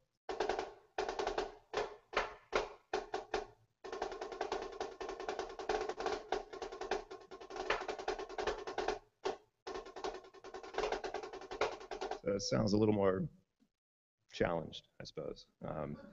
Uh, now here's the cool thing is when you put, I'm going to take the original snare track and I'm going to actually do the same thing I just did, but I'm going to do that on the Kevlar solo as well.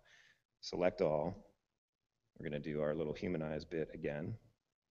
And do that a couple times and really make it good and messy. And let's just select those 3 snare drum tracks and play them all at the same time. This should sound interesting.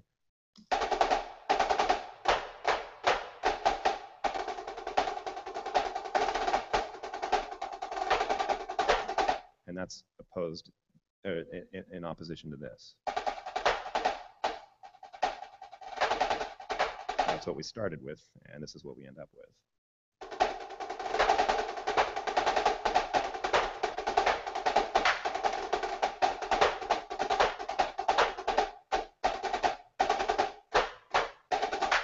If we really want to start screwing with it some more, that's actually fairly tame. You could probably hear some more fuzz in there, right? Like it just sounds like a little bit of a dirtier drum line, which frankly, I think that makes it sound more real.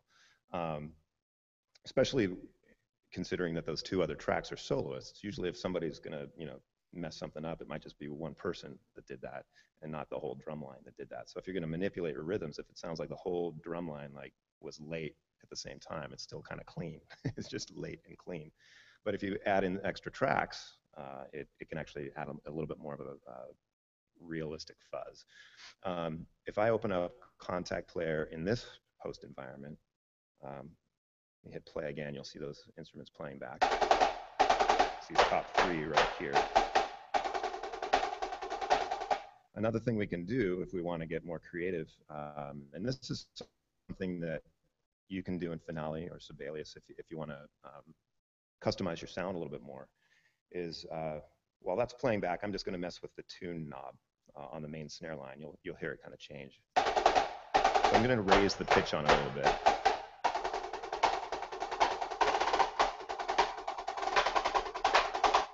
Okay, obviously that's getting a little too extreme. It doesn't sound very realistic. But if you wanted to make it maybe sound a little deeper and grittier, you can lower it by a semitone. Maybe we can lower the solo Kevlar snare so it's not so firecracky. Let's pan that Kevlar soloist over to the right so we know which end of the line that guy's playing dirty on. Put the Mylar over to the left.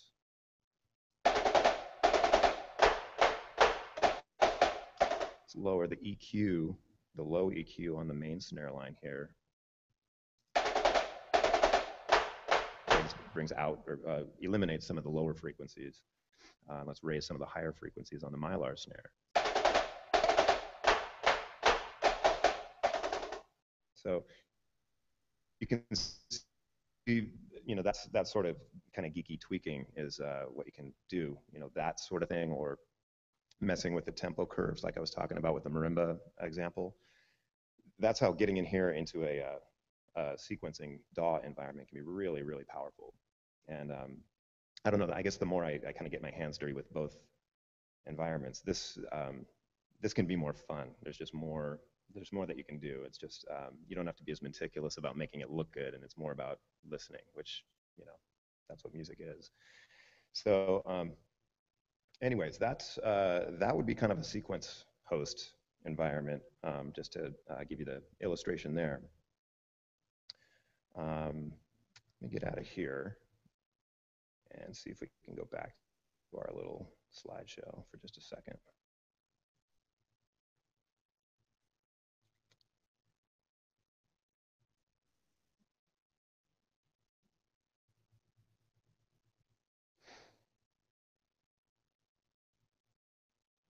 All right. Is that coming through? No. Okay. Cool. Anyways, more often than not, I'm going to guess that the majority of us is probably using virtual drumline in a notation environment. And as I alluded to before, if I'm writing something for a school or a performance group who's commissioned a piece or something, I'll be usually working in Sibelius. That's usually my notation program of choice. And when we're dealing with unpitched percussion instruments, this is where I'm going to just get a little a little techie and geeky, if I haven't already done that. This will get even geekier, but I'll try to keep this limited. If you've ever heard that virtual drumline can be a little tricky to learn, this is probably why. It has actually nothing to do with virtual drumline. The library itself will work in any number of ways. But to bring it into a notation environment, the problem with that, I guess, is that sounds in virtual drumline have to be programmed in a way that they're chromatic. You know, when I was like tapping around on the snare drum on the MIDI keyboard here, my right hand was mapped to G sharp, my left hand was mapped to F sharp. As you can see here on screen, those are our right and left hand hits on G sharp, F sharp. Shots are on G natural, F natural. Got crushes up here on C sharp, D sharp. And this goes on and on. You know, hundreds of different pitches that have basically been laid out. You know, pitches, when I say the word pitches, I'm talking about MIDI pitches. Obviously, these are unpitched percussion instruments that we're talking about. So how do we get those G sharps and F sharps, for example, in the snare line to actually look like a snare part once you get them into the notation world? And that's part of the trick, is that in notation, it has to appear on one line. We don't want to see any accidentals. We don't want to see them all over the staff and stuff. So that's the trick. And the way that notation programs have basically had to deal with this is through a concept called percussion mapping. Percussion mapping basically takes those MIDI pitches and places them on a spot in the staff that will play those pitches but will still look visually accurate on the score.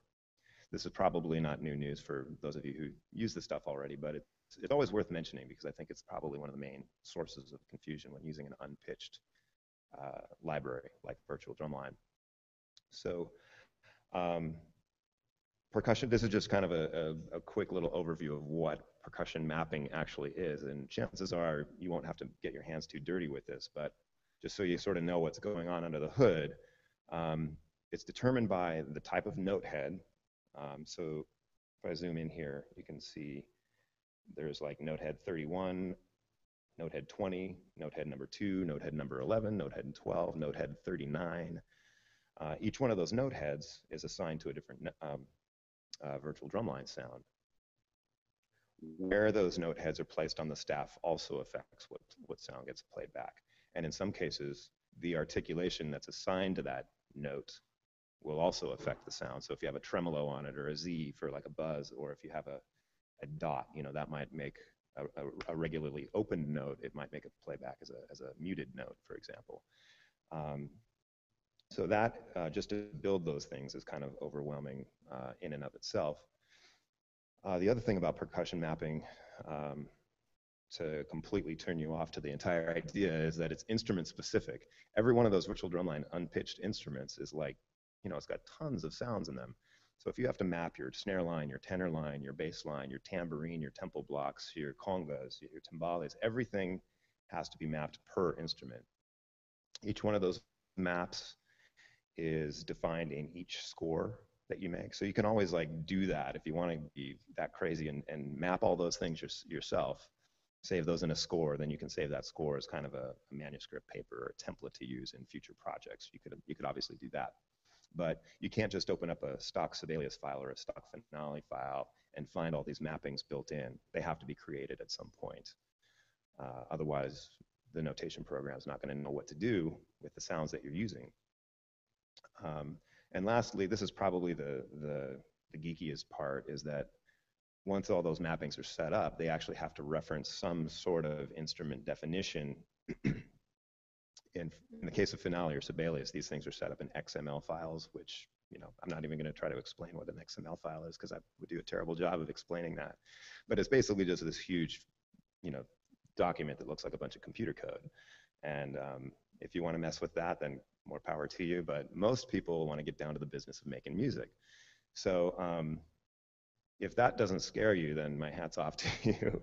And that's why I think some people get a little intimidated with the virtual drumline stuff, because it seems kind of overwhelming when you start factoring all that in.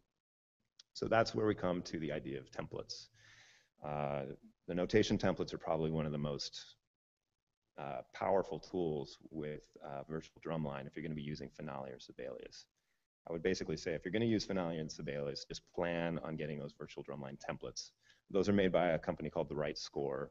They're super detailed, and you know, all that nerdiness that we just discussed that you would have to deal with, they've gone to the trouble of dealing with all that for you. So every file I ever use with Sibelius, I always use a template from The Right Score. And they'll give you a little discount if you use that discount code that I've got on screen. For those of you at home, if you can't see the screen, it's TAPSpace10 is the discount code. I think they charge like 20 bucks or something for the templates. It's well worth it when you look at how much time it would take to actually build those maps yourself. So with those templates in mind, I'm going to actually demonstrate what that might look like in just kind of a realistic environment here. I'm going to open up a different file. And let's start with this one.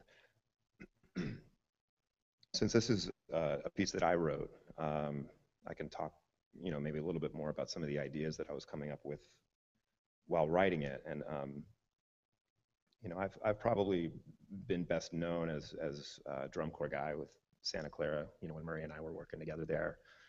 But when I went to school, I was trying to be a classical performer. I was studying with Tony Cerrone and wanted to be an orchestra player, until I realized I was terrible at auditioning and have terrible performance anxiety, and I was never going to win a gig. So I think that's when composition started kind of taking over for me, and I was writing for drum corps and starting to write for different bands and percussion ensemble music. But as far as like formal training, I wasn't a composition major or anything like that. So a lot of times when I'm approaching a new piece like this, where it's original and I'm just having to create something from scratch, I'm usually, when I start a project like this, I feel like I'm staring down the end of a rifle or something. I just feel terrified because I don't know how to start, and I want it to be really good. And so where to start? You know, that's a lot of times my hardest point in the process. Once I can start getting a flow going, ideas start flowing a lot more quickly. In an arrangement environment, sometimes some of those ideas are done for you because you're adapting material that's already been created. But I think the same ideas apply. And whether you're writing for marching band, or if you're writing for wind ensemble, or if you're writing for a percussion ensemble, whatever it may be, I think a lot of the same things apply. You know, granted, marching band is it's a competitive activity. We all want to get good scores and do well and get trophies and all that good stuff. But at the end of the day, we want to have a good experience. We want to make people feel something. We want to make music. That's, I think, what drew us all to be musicians and teachers and hopefully spread this art form. So, you know, I'm kind of rambling on about that because I don't necessarily approach drum corps stuff like a lot differently than I do percussion ensemble stuff, and maybe that's why my percussion ensemble stuff sounds kind of drum corps-y. But when I'm talking about like farming out idea, or like, you know, I call it idea farming, like looking for ideas, trying to figure out what am I going to use as my main ideas.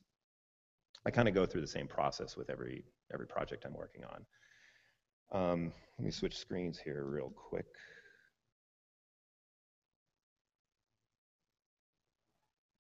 Okay. Some of you might be familiar with this piece because I think it got on the Texas list last year, 2 years ago, so that was cool. But this was a piece, it's called Cyclone, and it's, I had written it after my friend got back from summiting Mount Everest, and it was this really big deal, and they were sort of threatened by this cyclone that had come through a few days prior. And so I was sort of writing it with that sort of motivation and inspiration. And my first idea, without having any sort of a musical sense of what I wanted to do, was I wanted to have something that had a cyclical sort of motion to it. I wanted a rhythm that could kind of spin, essentially. And that's when usually I will get on a keyboard and I'll just start tapping around. And I enter my input device here.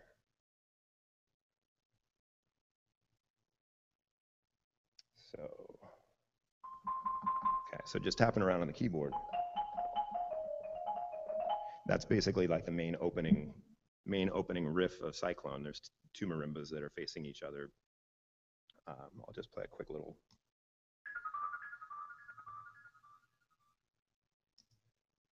I'll play just the marimba parts. A little bit of an echo there.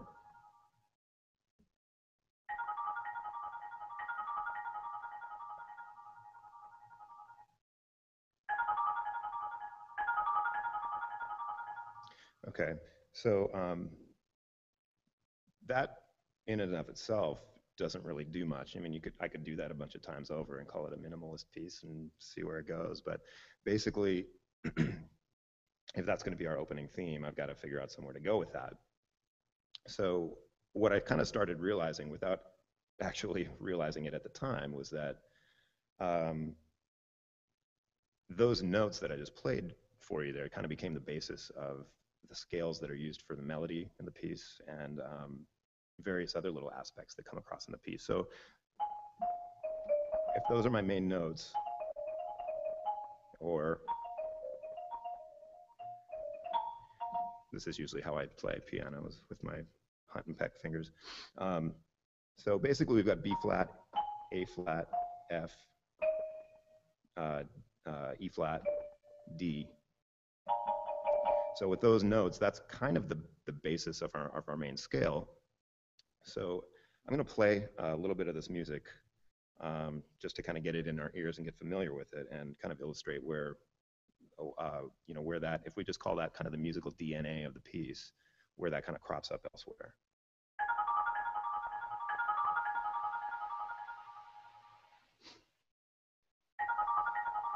Here we have like some ocean drums down here playing back. This is all virtual drumline sounds.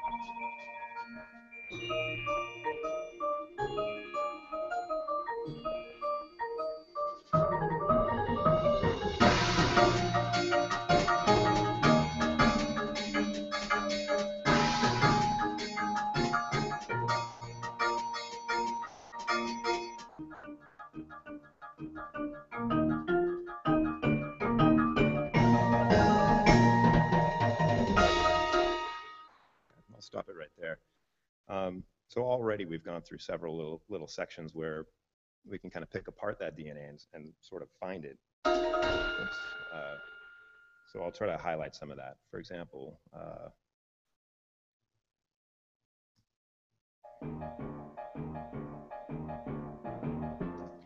so just that little motive right there. Sorry. Those are all built on that same scale: F, E flat, D, E flat. Same thing with the initial melody when it's introduced.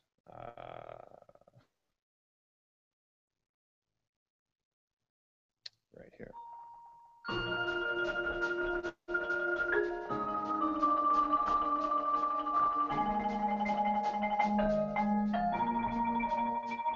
Okay, that melody is all based on that same scale. It sounds a lot different than, but it's still using the same DNA. One more in there.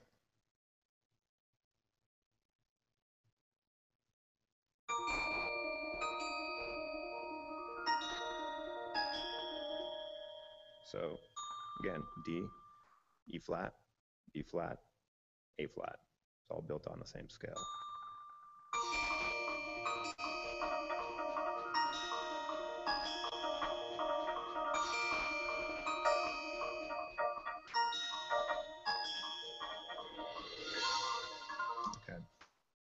some of it is just that the rhythm is so different. Some of it is that the intervals are not sequential. But that's why I always like having a keyboard on hand when I'm writing, because I can, again, poke around and fiddle. I don't get too theoretical about, you know, the functions of anything. I basically kind of going by ear, which is why the virtual drumline thing has become so important to me. It's to get a realistic playback of what I'm actually trying to realize at the time. That's just invaluable. So anyways, that is one example of where I would kind of dig up those ideas. Now, granted, I didn't just like sit down one day and figure out like that's going to be my main idea for this piece. It's going to be built off this scale. I don't think I even realized that until I was kind of well through the piece. Like, oh, I get it. That melody is actually built on that thing there, and it just kind of sounded good because it's probably there's some technical term that makes that happen. But yeah, I probably spent you know, several weeks kind of like poking around.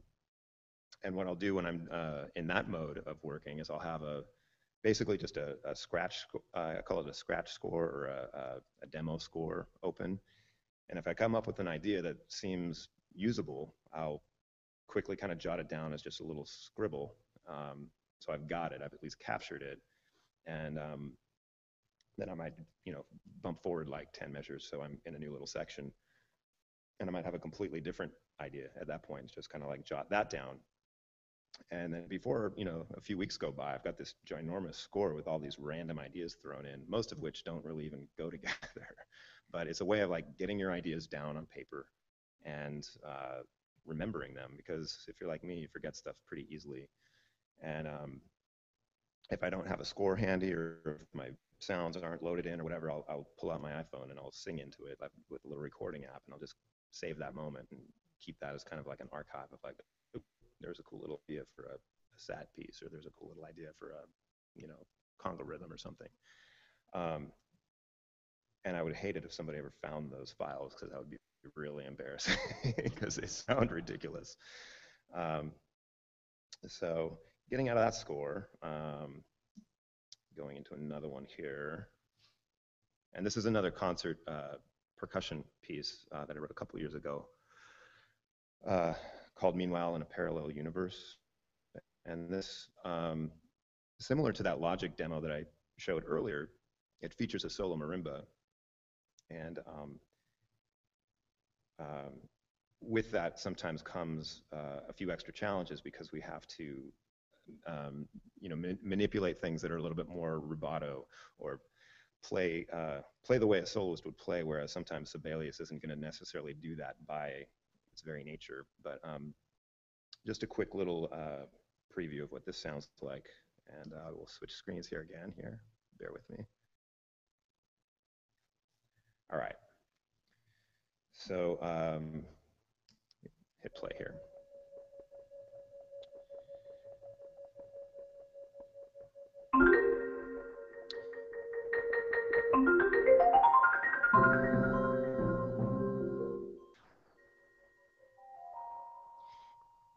I'm going to stop briefly just to kind of interject. Talking about musical ideas, this was another one. It's like, what am I going to do with this piece? First musical idea, you can see, if you check it out, I'll zoom in so you can see a little bit better. First musical idea is that we're starting off with this kind of a series of meters, 3 bars of 2 and a bar of 3/8, 3 bars of 2 and a bar of 3/8. That occurs a lot in this piece. So we've got these kind of disjunct feeling phrases, which you don't really hear those meters at the beginning until you start to kind of feel the groove coming in. The other idea, when we were just talking about Cyclone and that little nugget of 5 or 6 notes that were kind of comprising the DNA of the piece, we're starting to interject some of these here with these chords.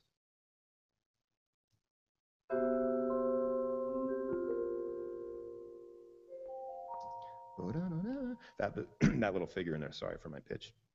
That is, that again is going to kind of like make up a lot of where the melodic direction actually goes in this piece. I'm going to just continue with that playback. Just wanted to give you a couple things to focus in on.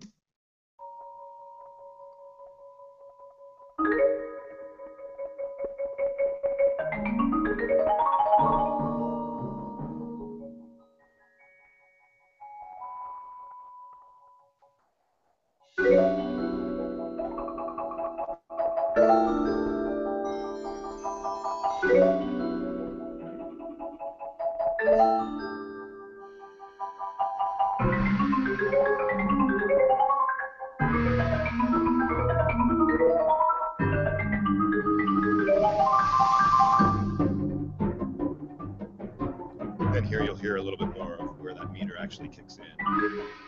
You'll hear the pattern a little more clearly.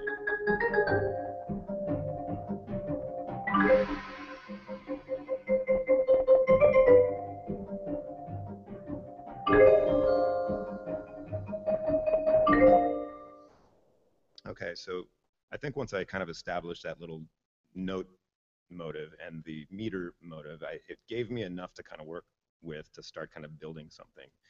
And those of you who write either for a living or you know, when marching band season comes around, I would imagine you can relate to that to some degree, where you kind of hit that paralysis of like, oh my God, what am I going to do to make this sound cool? I think once I kind of had those rules set in place for me, it gave me something to kind of sink my teeth into and work with.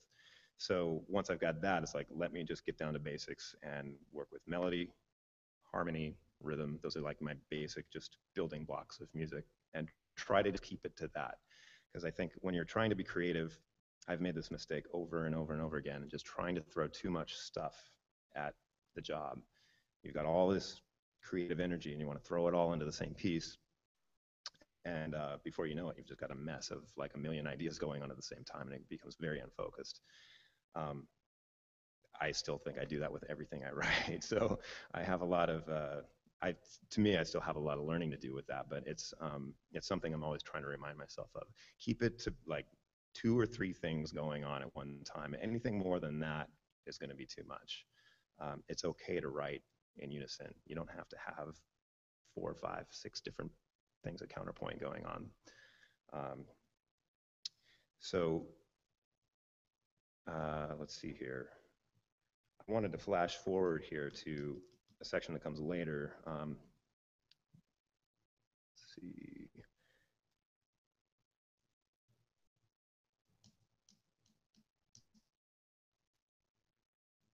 I guess it's a little later than I thought. This, in a way, this is because I was working specifically in Sibelius on this piece, and most of the concert pieces I write, that's what I'll be working in. I do actually tend to spend a fair amount of time trying to get it to sound really good. And those of you who've like spent time tweaking and manipulating velocities and expression curves and tempos and stuff like that, you can relate to the fact that that can be a tedious process. I'm not here to shed any light on that. It's just, I think the truth of working in a notation program, you're going to have to kind of work a little harder to get it to sound super realistic. And here's an example of one spot where I kind of had to like roll up my sleeves a little bit more and try to make it sound realistic. Again, you're going to see that 15, what is it, 15 notes? 1, 2, 3. Yeah, 15 eighth note motif will continue here. This is kind of in the second movement-ish of the piece.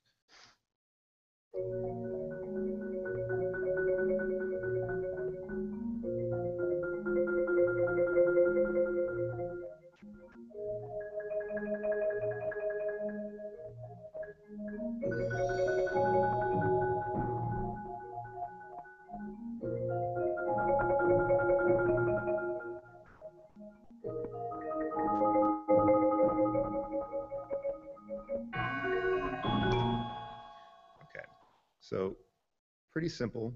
I think that sounds pretty good for working in this environment. One thing though is that if you typically put rolls on a marimba in a notation environment, you know, in this case, we've got G flat and D flat. What the notation program is going to do is it's going to play those 2 notes as, so it's going to play 30-second note double stops. It's completely unrealistic. You know, the marimba player is supposed to be doing that with one hand. the notation program is not intelligent enough to realize that. So basically what I did was I shut that off. And in Sibelius, basically all I did to do that was go into those notes and uncheck the box that says play on pass. So if I checked that box and then hit play,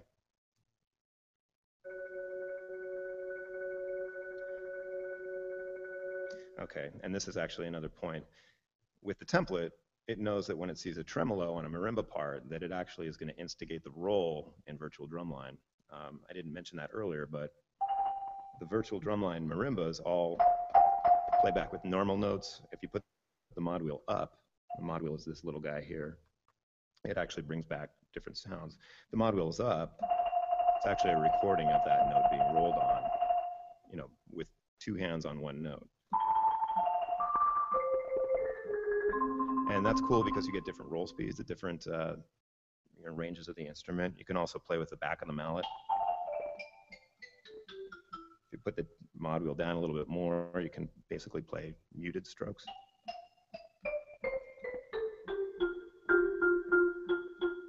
So that's another level of geeky detail that you can get into with virtual drumline. But because I'm using a template, it knows, okay, I see tremolo markings, roll.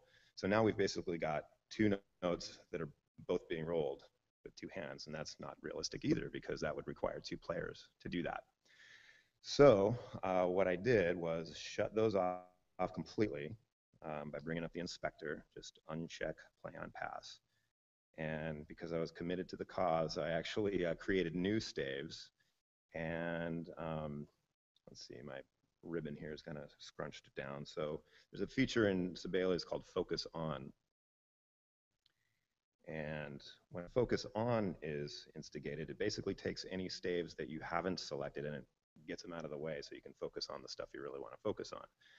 So up here at the top now, this is the part we were just, let's see. This is the part we were just looking at here. I'll zoom in.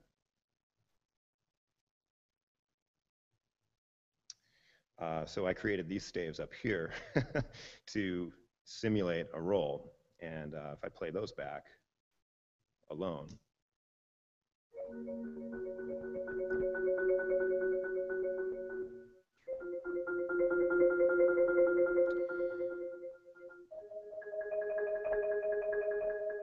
and because I'm used to working in a sequencing environment, I didn't want to figure out like, well, what's going to make this roll sound like it's being played by a real marimba player? Like, is that going to be a 9-lit going into a 7-lit into 30-second notes?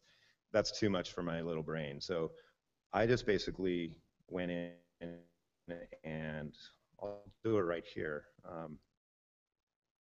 See if I can do this.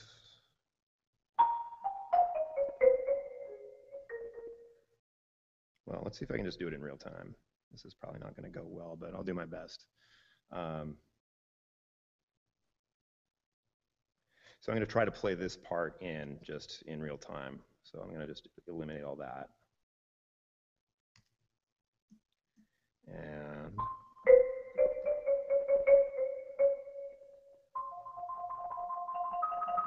so those are the notes I'm going to basically play. So with this staff selected, I'm just going to hit record in Sibelius.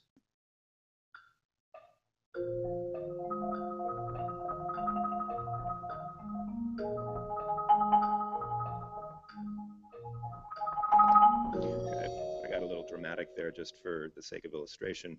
It's going to record every velocity I play on the keyboard. It's going to record the moment that I actually typed that part into the keyboard, and it's going to replicate that exactly. Wrong notes and all.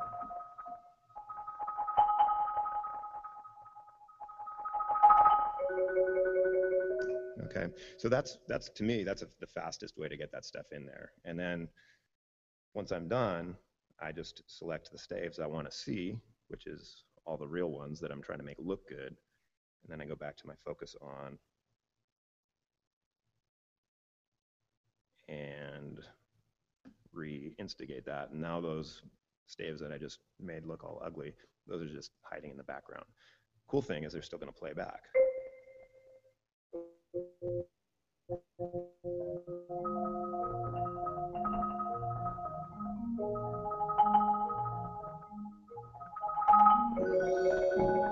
Back to our right notes.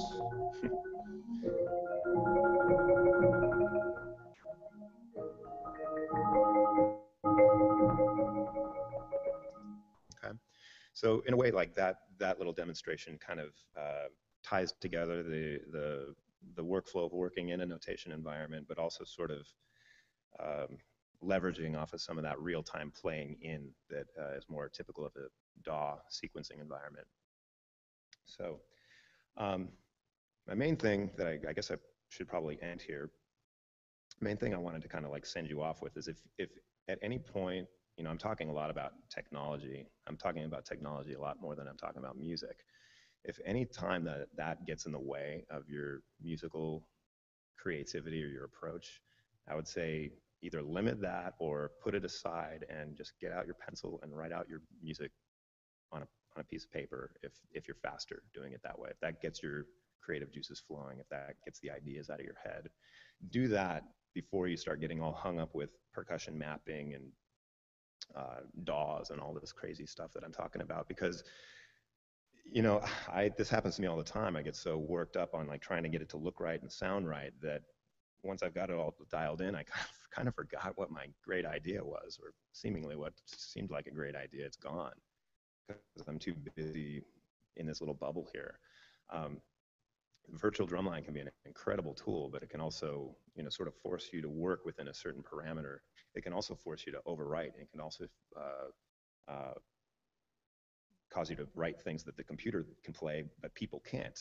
So these are all things you actually have to still be human and mindful of when you're writing, so that we're not abusing the tools that are supposed to be there to help us. And I'm saying that as much for myself as anybody else, because I've been guilty of it numerous times. So while I'm here, you know, talking about Virtual Drumline a lot, I think that's probably the most important thing. Making music is the most important thing, and if that means sitting down at your piano, keeping it old school, then do that. That's the most important part, is like, continue creating, making. Murray and I are probably going to sit down and do a little QA here in a little bit, and I'm willing to take a few questions here while we've got the time. But I also did want to just, while we're plugging, we've got some copies of Virtual Drumline here if anybody's looking to get into it. And if you're looking to get into it but are still a little scared and you're using Finale or Sibelius, we've also got this thing, which is called Virtual Drumline Demystified. And I mentioned Brian Harmsen earlier. He's the one that does all the tutorials here, and basically it talks in depth with real basics and also advanced concepts on how to use Virtual Drumline with Finale or with Sibelius. It's all on screen. There's, I think, over 5 hours or something worth of on-screen footage that you can check out. So if you're a little, you know, tentative and not quite sure you've got the brain power to like kind of dive into all this stuff, this can kind of help hold your hand through it. So I'd recommend that too if you're interested. So if you are interested in these, we've got copies here. You can buy them from Lone Star. And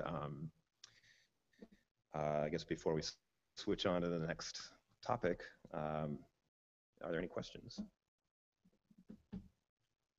Anybody using Virtual Drumline right now to kind of prepare for marching band season? Yeah, a lot of hands going up. That's cool. That makes me proud. Yeah, Larry. Having been in this business a long time, you know, I've seen tastes and sounds change over the years, like you mentioned, Mylar to Kevlar, Right. using smaller bass, all those kind of things. I know when you first did Virtual Drumline, you invested a lot of time and energy in making those sound sampling recordings. Do you ever update the sounds as tastes and technology change? Good question. For the people at home, the question was, do we ever update the sounds as technology and tastes in the idiom kind of change? We've done that a couple times. Part of the reason we don't do it more often is that we're just a small little team at Tap Space, and we don't have the resources to go out and re-record new drum lines every few years. Our very first version of Virtual Drumline, you know, both times that we actually went out with microphones and recorded the drum line. We did it with the Santa Clara Vanguard when we were still working there. The first time we did it, we recorded outside with airplanes flying over and birds chirping and wind noise in the microphones and all kinds of crazy things. We had no idea what we were doing. And we did a pretty good job with it, but it was definitely our first attempt that, when I listen to that stuff now, it sounds pretty rustic.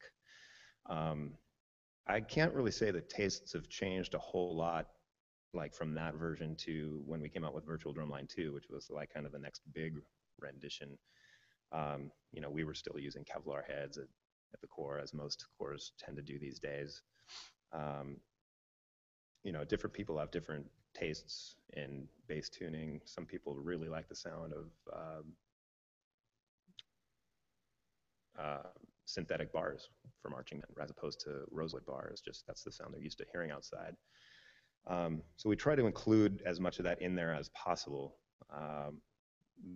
But as far as updating stuff all the time, we haven't really been able to actually just make that happen just for sheer time resource reasons.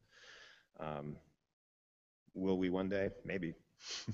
I don't know. If I knew that, I probably couldn't tell you anyways, but I actually don't know that right now that we're even going to do that, because right now it's working so well, and Virtual Drumline 2.5 has been out since I think 2007 was when we came out with that version of it. So it's been a while, and there's been little maintenance updates along the way to kind of add new smaller instruments, but the massive overhauls to the battery haven't seemed as necessary, because it's been more a matter of just making the library work with the continually changing landscape of operating system upgrades, and new notation systems come out, and we got to make sure that the contact still works in those. And so that's what we didn't realize, I think, when we got into this, was like, oh yeah, now we're like a software company and we have to keep up with all this stuff, which I'm proud to say I think we've done a really good job of doing that, making the stuff that we do work really well. But the thought of just going out and doing a whole new job like that, when really our main business with TapSpace is actually sheet music. Now to have this other software division of the company, that certainly stretches our resources. But we're keeping up with it, and it's working well. It's just as far as new instruments and stuff, that'll be more of a stay tuned situation. So, other questions? Yeah. Sure. Mm-hmm.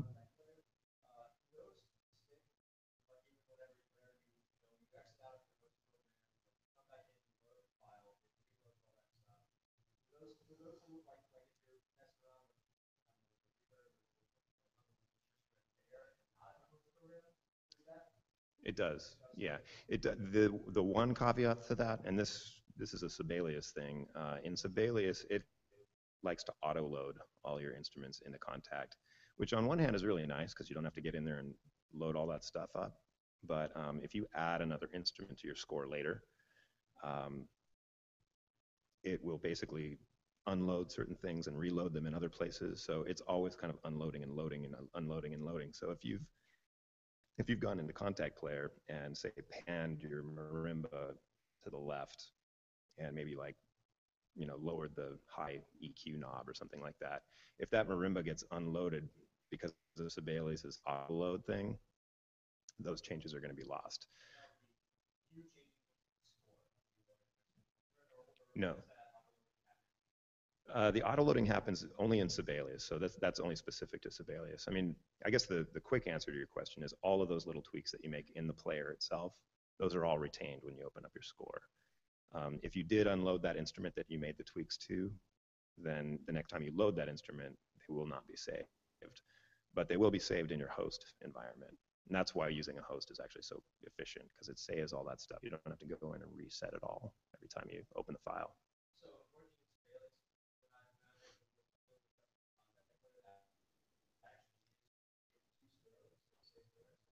Actually, it's the reverse of that. If you want the pan setting to go to the left for your marimba, for example, you would actually want to enter that into your score, because if that actual instrument got unloaded from contact player at some point because of Sibelius's auto load or unload kind of thing, all of those settings that you made in the contact player are going to go away. But if you enter those messages into your score, it's going to send those to contact player and it will perform those essentially. So what about the stuff that contact computers do? Well, Sibelius talks about reverb. Yeah, this is always going to be dependent on whatever host program you're using. The question was like, what can you do in contact that you couldn't do in your host program? And actually, the answer is, in most cases, you would want to do those things in your host program. One of the reasons that Contact can do those things is that you can actually use Contact as a standalone application. You don't have to use it as a plugin. So you can load in a bunch of instruments, maybe set up a convolution reverb, set up some compression or different EQ settings, save all that stuff as a multi, and then reload that multi, and all those settings are going to be re-realized the next time you open up Contact. But because we're using a host program that already has a lot of those things built in, I'm always thinking of Logic. They've got a better host of plugins anyways. So if I'm going to add EQ or compression or reverb, I'm going to do that using the tools I actually have in Logic. Or in the case of Sibelius, you could do that in Sibelius. In Sibelius, you would do it in the effects mixer. I think they have 4 channels of effects, and you can load your reverb into like bus 1 or effect 1, I think they call it, and then you can send varying amounts of signal from your contact player in Sibelius over to that effects instrument. And if you only send a little bit of signal, you'll only get a little bit of reverb. If you send a lot more signal from contact, that reverb is going to play back with a lot more. But that is all saved in Sibelius. It's saved in the playback environment, or playback configuration, I think they call it. It's just under the effects area, I think. What's the status of, I know in the marimba environment, the keyboard sample set includes some stuff. Mm-hmm. Does that work with like the right sort of Sibelius at this point? The question is about cymbals on marimbas, and yeah, all the marimbas and vibraphones in Virtual Drumline have suspended cymbals kind of at the top end of the range. If you're using Sibelius, typically people just do an instrument change for suspended cymbals. Because a marimba is a pitched instrument and suspended cymbal is an unpitched instrument, it's harder for them to share staves. It's harder for an unpitched, mapped instrument to actually exist on a marimba. They call it an instrument in Sibelius terms. It's a little confusing to describe in text, but essentially, you want to switch from a pitched instrument to an unpitched instrument, and then Sibelius will swap out those instruments for you. So short answer to your question is if you're using Sibelius, use the full suspended cymbals if you're going to go to suspended cymbal, and then go back to your regular marimba instrument when you're going to switch back. Right. There used to be a time when you could do that, yeah. In Sibelius, it is, yeah. They kind of force you to work by their rules. I'd say in any other environment, in Finale, in Logic, wherever, you could still use those cymbals. That it'll work fine. And it's quick because you don't have to like do a program change, or you don't have to swap some new instrument in and out. It's all right there for you. So, but yeah, I'm afraid with the Sibelius stuff, you just do an instrument change, which frankly is not that hard. Just like Command Option Shift I and just throw it in, and it's pretty quick. So I've gotten pretty used to doing that. It doesn't seem like a limitation to me anymore. Yeah.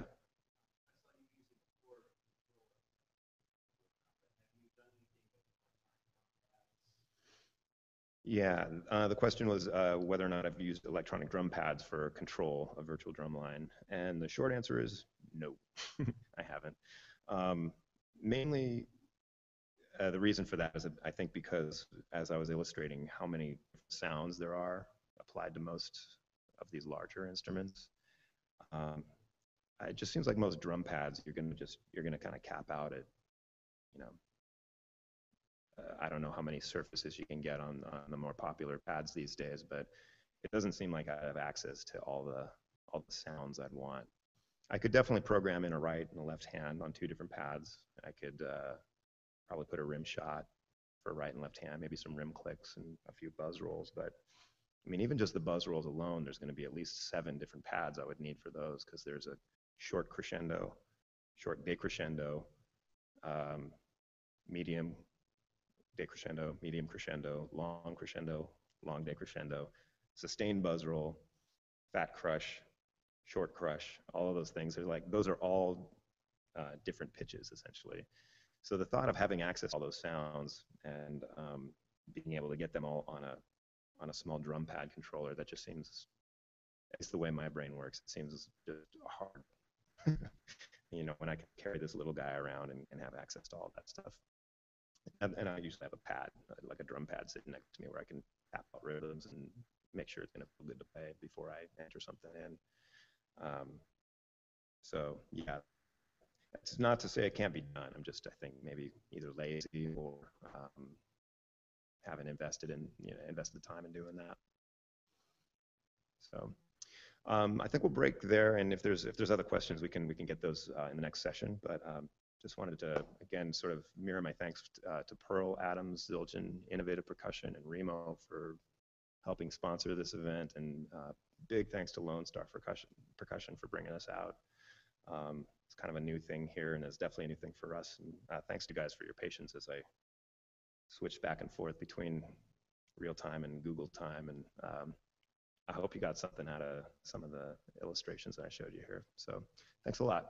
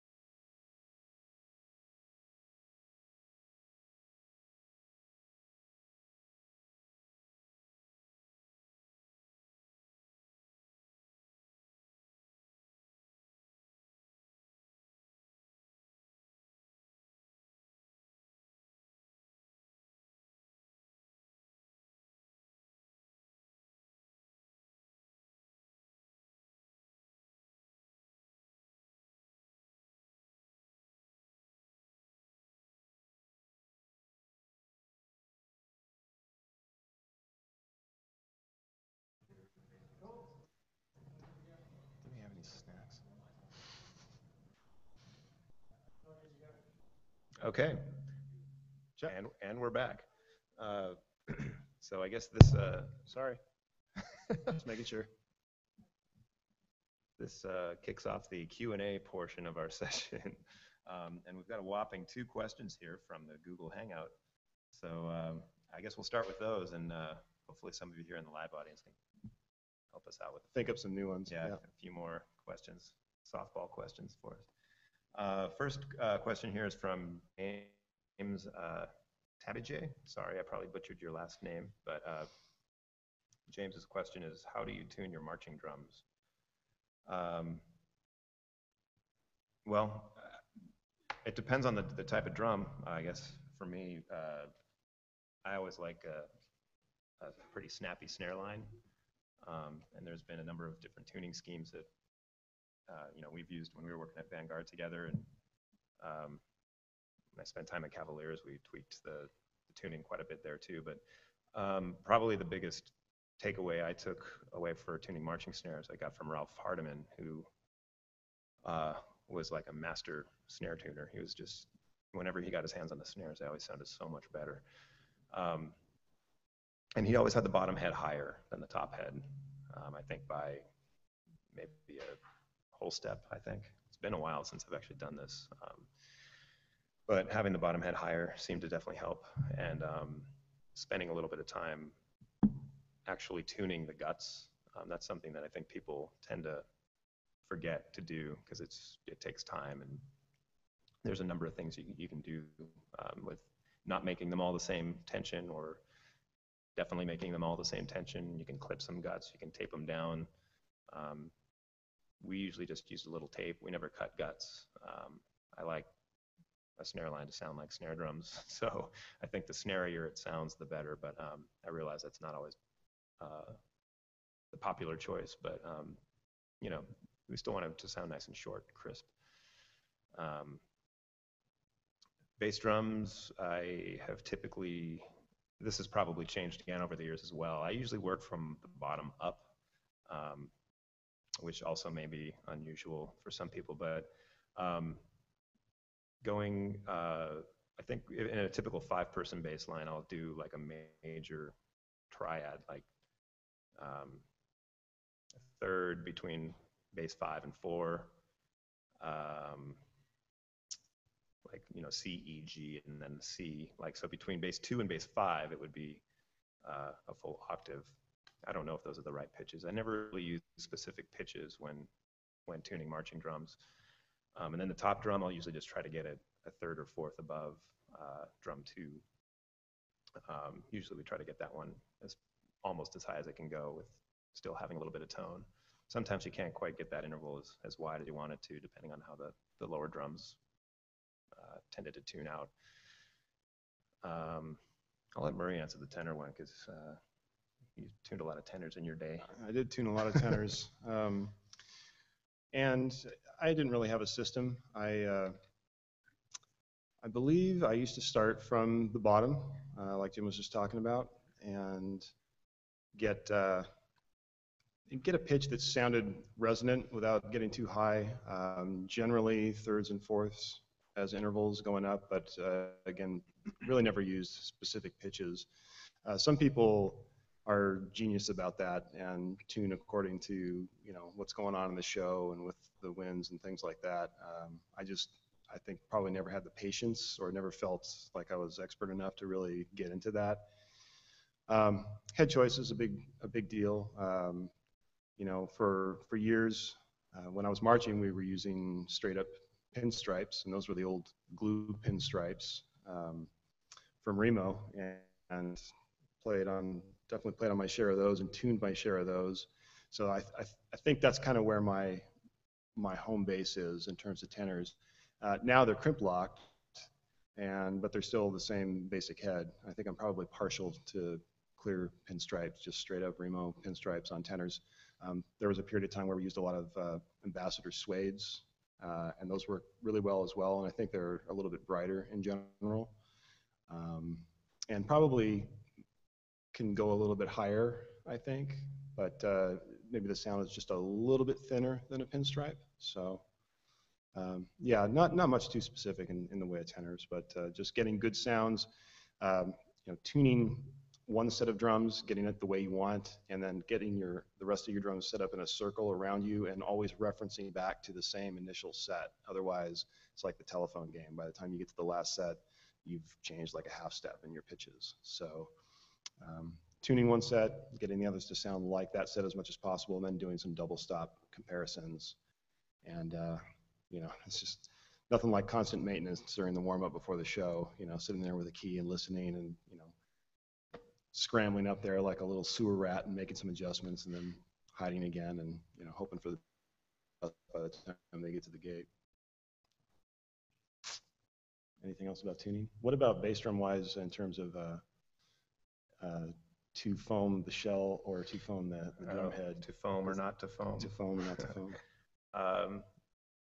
I've done it both ways, and I think they both have their pros and cons. If you foam the shell, meaning you're actually gluing the foam to the inside of the shell, you're committing to that pretty much, from the get-go. You can't really adjust that. Whereas if you're foaming the actual head itself and putting a sticky foam onto the actual head, you can put a smaller ring of it, which is less surface area of the head would be covered, or a larger ring of it, meaning more surface area of the head is covered with muffling, to get varying degrees of ring.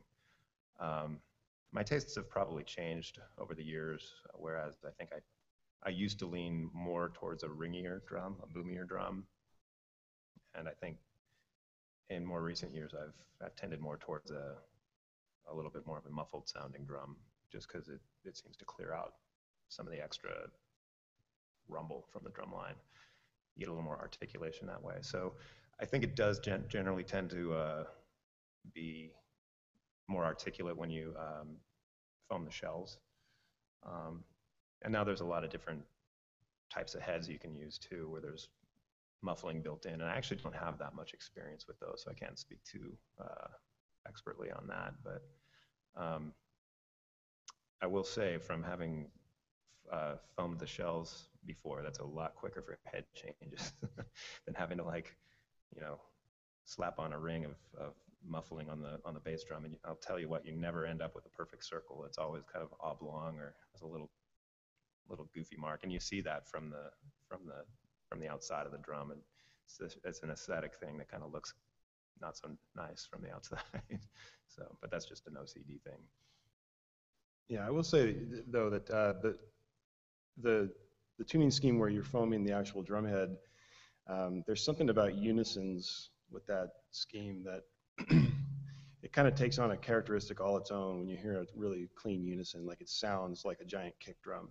Whereas the other method, when you're hearing a unison, you really, in a lot of the cases, can hear it like a chord, like a 5-note chord. And some people really prefer that. I'm amazed by it when I hear it, but I think prefer, just a kick when you hear unison. So head-wise, I think I've always preferred ambassadors over emperors. I know some people use emperors, which is a double-ply head. And again, this isn't taking into account some of the newer technology with like muffled bass heads, but there's something about ambassadors that just seem to have a little bit more tone to it that I liked. And I've always preferred black max for the top snare heads when we're using Kevlar. For some reason, it just always had it might have been a mental thing for me, but it seemed like it had a little more give to it than the white max, which was another pretty popular choice, at least when we were doing the drum thing. And we've always, I think most years we've been doing drum corps, we've always used the bottom flam bottoms. Just try to get those things as tight as possible. So, but I'm still a sucker for a well-tuned Mylar snare drum. So I guess that qualifies me as old school. Harder to maintain, but man, it sounds nice and beefy. Shall we continue? Yeah.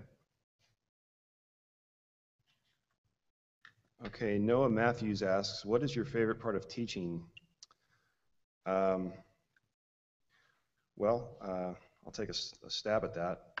The free coffee. I'll answer that from my standpoint by talking about the fact that when I first started teaching, I was absolutely awful at it. Coming from drum corps, I was pretty natural as a drum corps player, I would say. I didn't, I came into the Santa Clara program in a non-standard way. I didn't really go through the audition process because I was filling a last-minute spot of somebody who got injured. And my older buddy who was marching the line kind of got me in there, and I just sort of trial by fire just got sucked into the program. And because of that, I never really went through the audition process where you're sweating it out and really nervous and everything. And I'll say without trying to sound bell ringy that I just the actual playing element wasn't that hard, and as a result, I didn't have very much patience when I started teaching. And so people that weren't as natural or were coming from a different experience level or had just changed instruments or something like that, I just had no patience. And I was a big time yeller, and the reason they couldn't do it was because they were jerks, not because they couldn't do it. That was kind of my young, immature mindset about it. Positive enforcement. Yeah. It was kind of ugly for a while. I was into it, and I really enjoyed it. But I realized after I grew up a little bit that just wasn't really the way to teach. So I took some years off. I came back, and it was kind of like had a breath of fresh air, and I just started realizing that really what my job was empowering people to the best of my ability. I mean, especially in drum corps, you're really lucky if you're doing drum corps because they know why they're there. It's not because their mom made them do it. It's these are people who have fought tooth and nail, have paid, scrapped together every penny to do these expensive activities, basically paying a bunch of money to get kicked in the head all summer for a very specific goal. So they're there for their reasons, and they know why they're there, and they just want to kick butt and take names like they saw other people do before them. So once I kind of figured that out, it was like, okay, well, my job isn't necessarily to try to make people do something exactly the same way I think it should be done, or maybe a better way to say that was not to try to make them robotically imitate any particular thing, but just to empower them to have the experience that they wanted. And I decided that the way to do that was to remove obstacles as much as possible, to make the problems that I was having as a teacher to not pass those problems on to the students. And later as a caption head sort of thing, if you're in that position and you have staff under you, I think that's also applicable. It's like top-down management. Don't pass your problems on to the people that are underneath you. Because that way they just have a clean path to get to their goal as best they can. And not that I'm always perfect at this, but yeah, I guess that's a long-winded way of saying that that's the best thing to me about teaching is just empowering, getting people to try to be the best versions of themselves. We've got a little spider here that I've been watching. Let's put him over here. We're from Portland, Oregon, so we respect all life.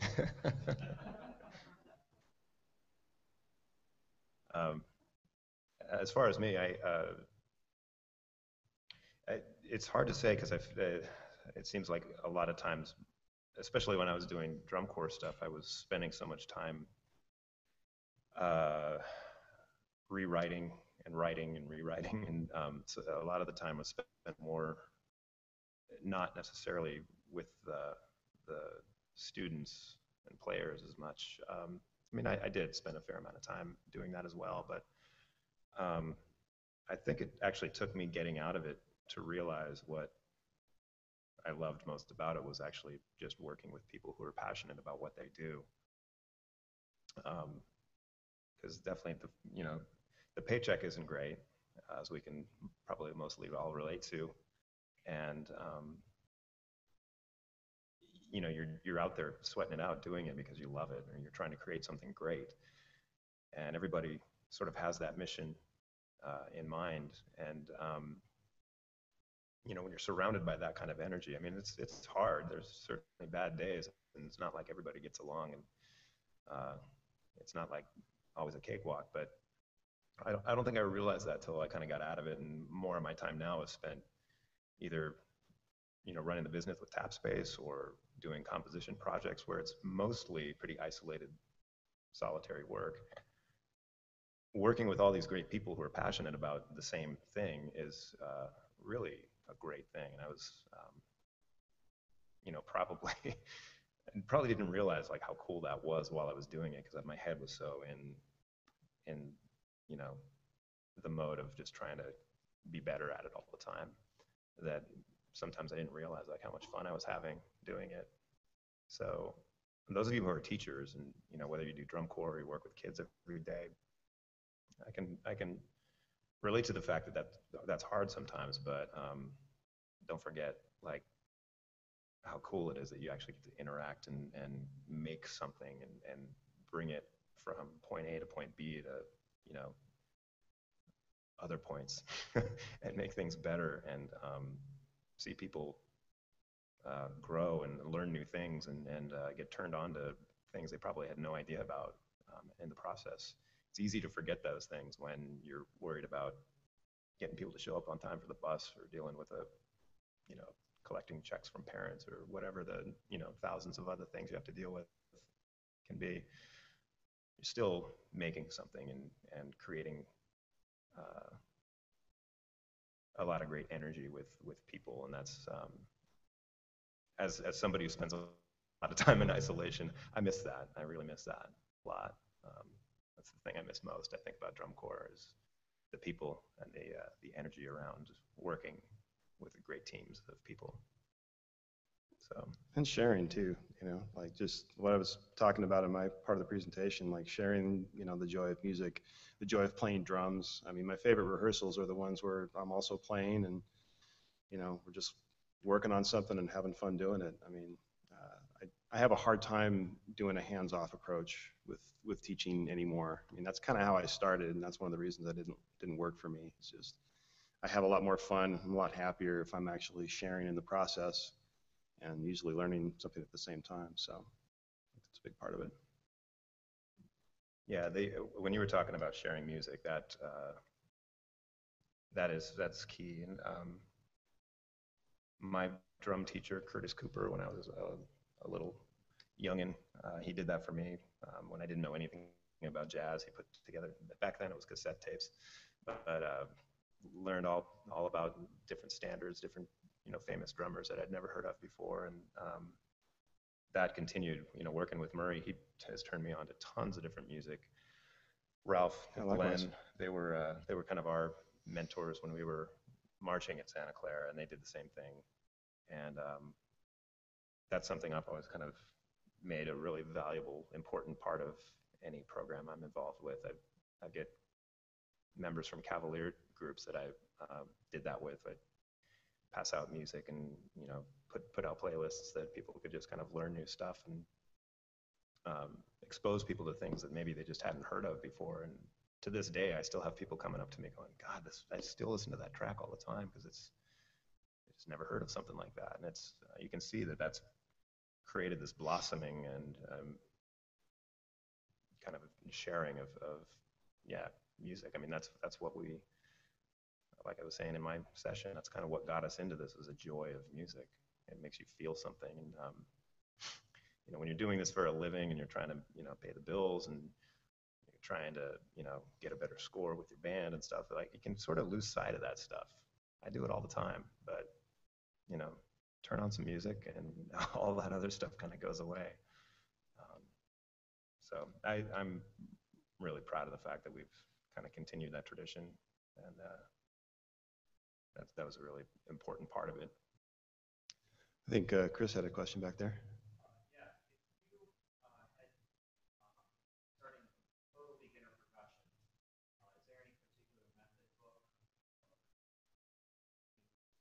concert, marching, drum set, everything? Is there a method? My recommendation would be get a good teacher. I don't know. I think one book that's going to do it all is probably kind of a pipe dream. Um, there's a lot of really great ideas and a lot of really great books, but to to unify those all into one course that's going to be your one-stop shop. I don't think that really exists. I don't know if I'd want it to exist actually, because it would be kind of limiting to just one perspective. See, as a publisher, we should actually have immediate answers to that question. Note to self: publish one-stop shop book for beginners.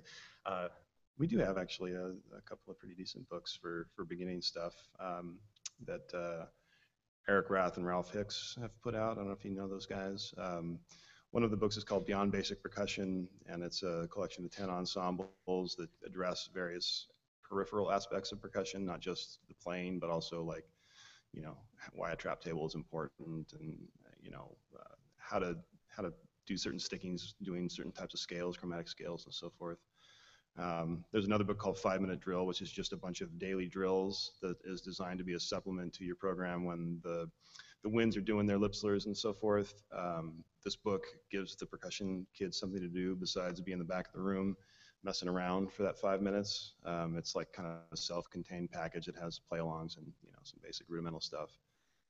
If I were starting a beginning class, I would have both of those books at the ready. One of them, the 5-Minute Drill one, is probably a little bit simpler to begin with, but that's probably where I'd actually start. If they had been doing, if they had some experience. Yeah, I think that's going to vary depending on anybody you ask. It's, everybody sort of came from different lineages, and they're going to have their preferences on what beginning methods they're going to use. But I started in the Haskell Har book when I was beginning, and I think I still have those. They were great.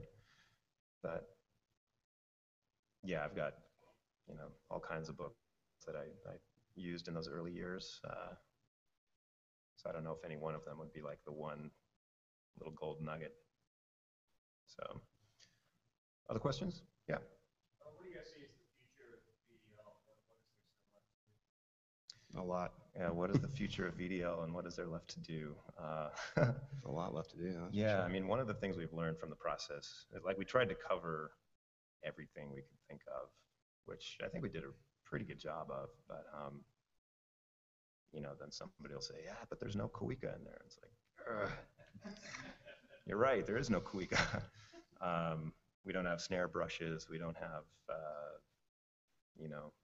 the screw threads going through the brake drum sound and glass blocks and octobons.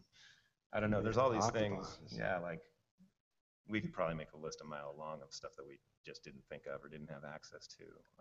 Is there rototoms? There's rototoms. Okay. You got the rototoms. But they're not tunable. That's the problem. Yeah. Oh, you know what? I was going to actually sort of dovetail off his earlier question about the, I don't want to get too far off track here. Hopefully we can not get too far off. But, he was asking about affecting things in the contact player that's being hosted within Sibelius. What if you wanted to just tune up your tenors? Is that something that you could actually do with a MIDI message? Not with a MIDI message, unless you set up, you would probably have to basically latch the tune knob in the player to a specific controller number. And there might actually be a controller that does that. But there's a way in Contact where you can basically, I think they call it latching a certain controller number to a certain knob in the player. So kind of like the mod wheel is controller number 1 and the sustain pedal is controller number, I think, 64. Expression is 11, volume is 7. You could find some controller number that's not being used for anything, like let's say 22, and assign in the left-hand pane of Contact. You probably spend the most time looking through the library tab. That's where all your instruments are. But there's another tab in there called, I think it's called Automation, or it might be called MIDI. I'm not sure. But it has basically a listing of all your available controllers, most of which are not assigned to anything. And I don't remember how you do this, but basically you can assign, let's say, controller number 22 to that pitch knob, and then in your score, you can basically just say, okay, send a message on controller number 22 and turn it up to a level of 72 or something like that. Maybe it'll bring it up a few clicks. It would probably take a lot of trial and error to get the values correct, but you would do that in Sibelius, in the Sibelius environment with a controller change message, not in the Contact hosted plugin. Okay. Yeah, that way when you're playing your score, basically that controller change message is being performed just like your notes and rhythms and dynamics are being performed. And you would just make that controller change message invisible in your score so the players aren't going to see it when you print out parts and that sort of stuff. Is there a way to modify or update the Sibelius dictionary? A lot of it's already done by the right score guys, like you write the companies. Yeah. Is that a modifiable thing, or do you have to go with the next number? That's a good question. That's a good question. I know I've modified the playback library before. The question for the people at home is, can you modify the dictionary in Sibelius? I find myself having to do what it once and then hide it and then write what I really want to say sometimes. Yeah, I do that all the time. And that, again, that kind of points to my point of, it's just an imperfect way of working in a notation environment. Yeah, I'm not sure how that actually interacts with the actual XML, which is the XML in Sibelius, they call it a sound set. I'm thinking that probably does have to be injected into the XML file, and you can do that. I mean, you can get in there and using a little bit of logic, you can kind of figure out what means what, but give yourself some time to make some mistakes and definitely save backup because it's easy to screw stuff up when you start tweaking with that. Yeah. Cool. It says, what advice would you give to young composers or arrangers who would like to start their own writing distribution? And it says, when did you make that switch from hobby to professional company, and what were your first steps to make that? Okay.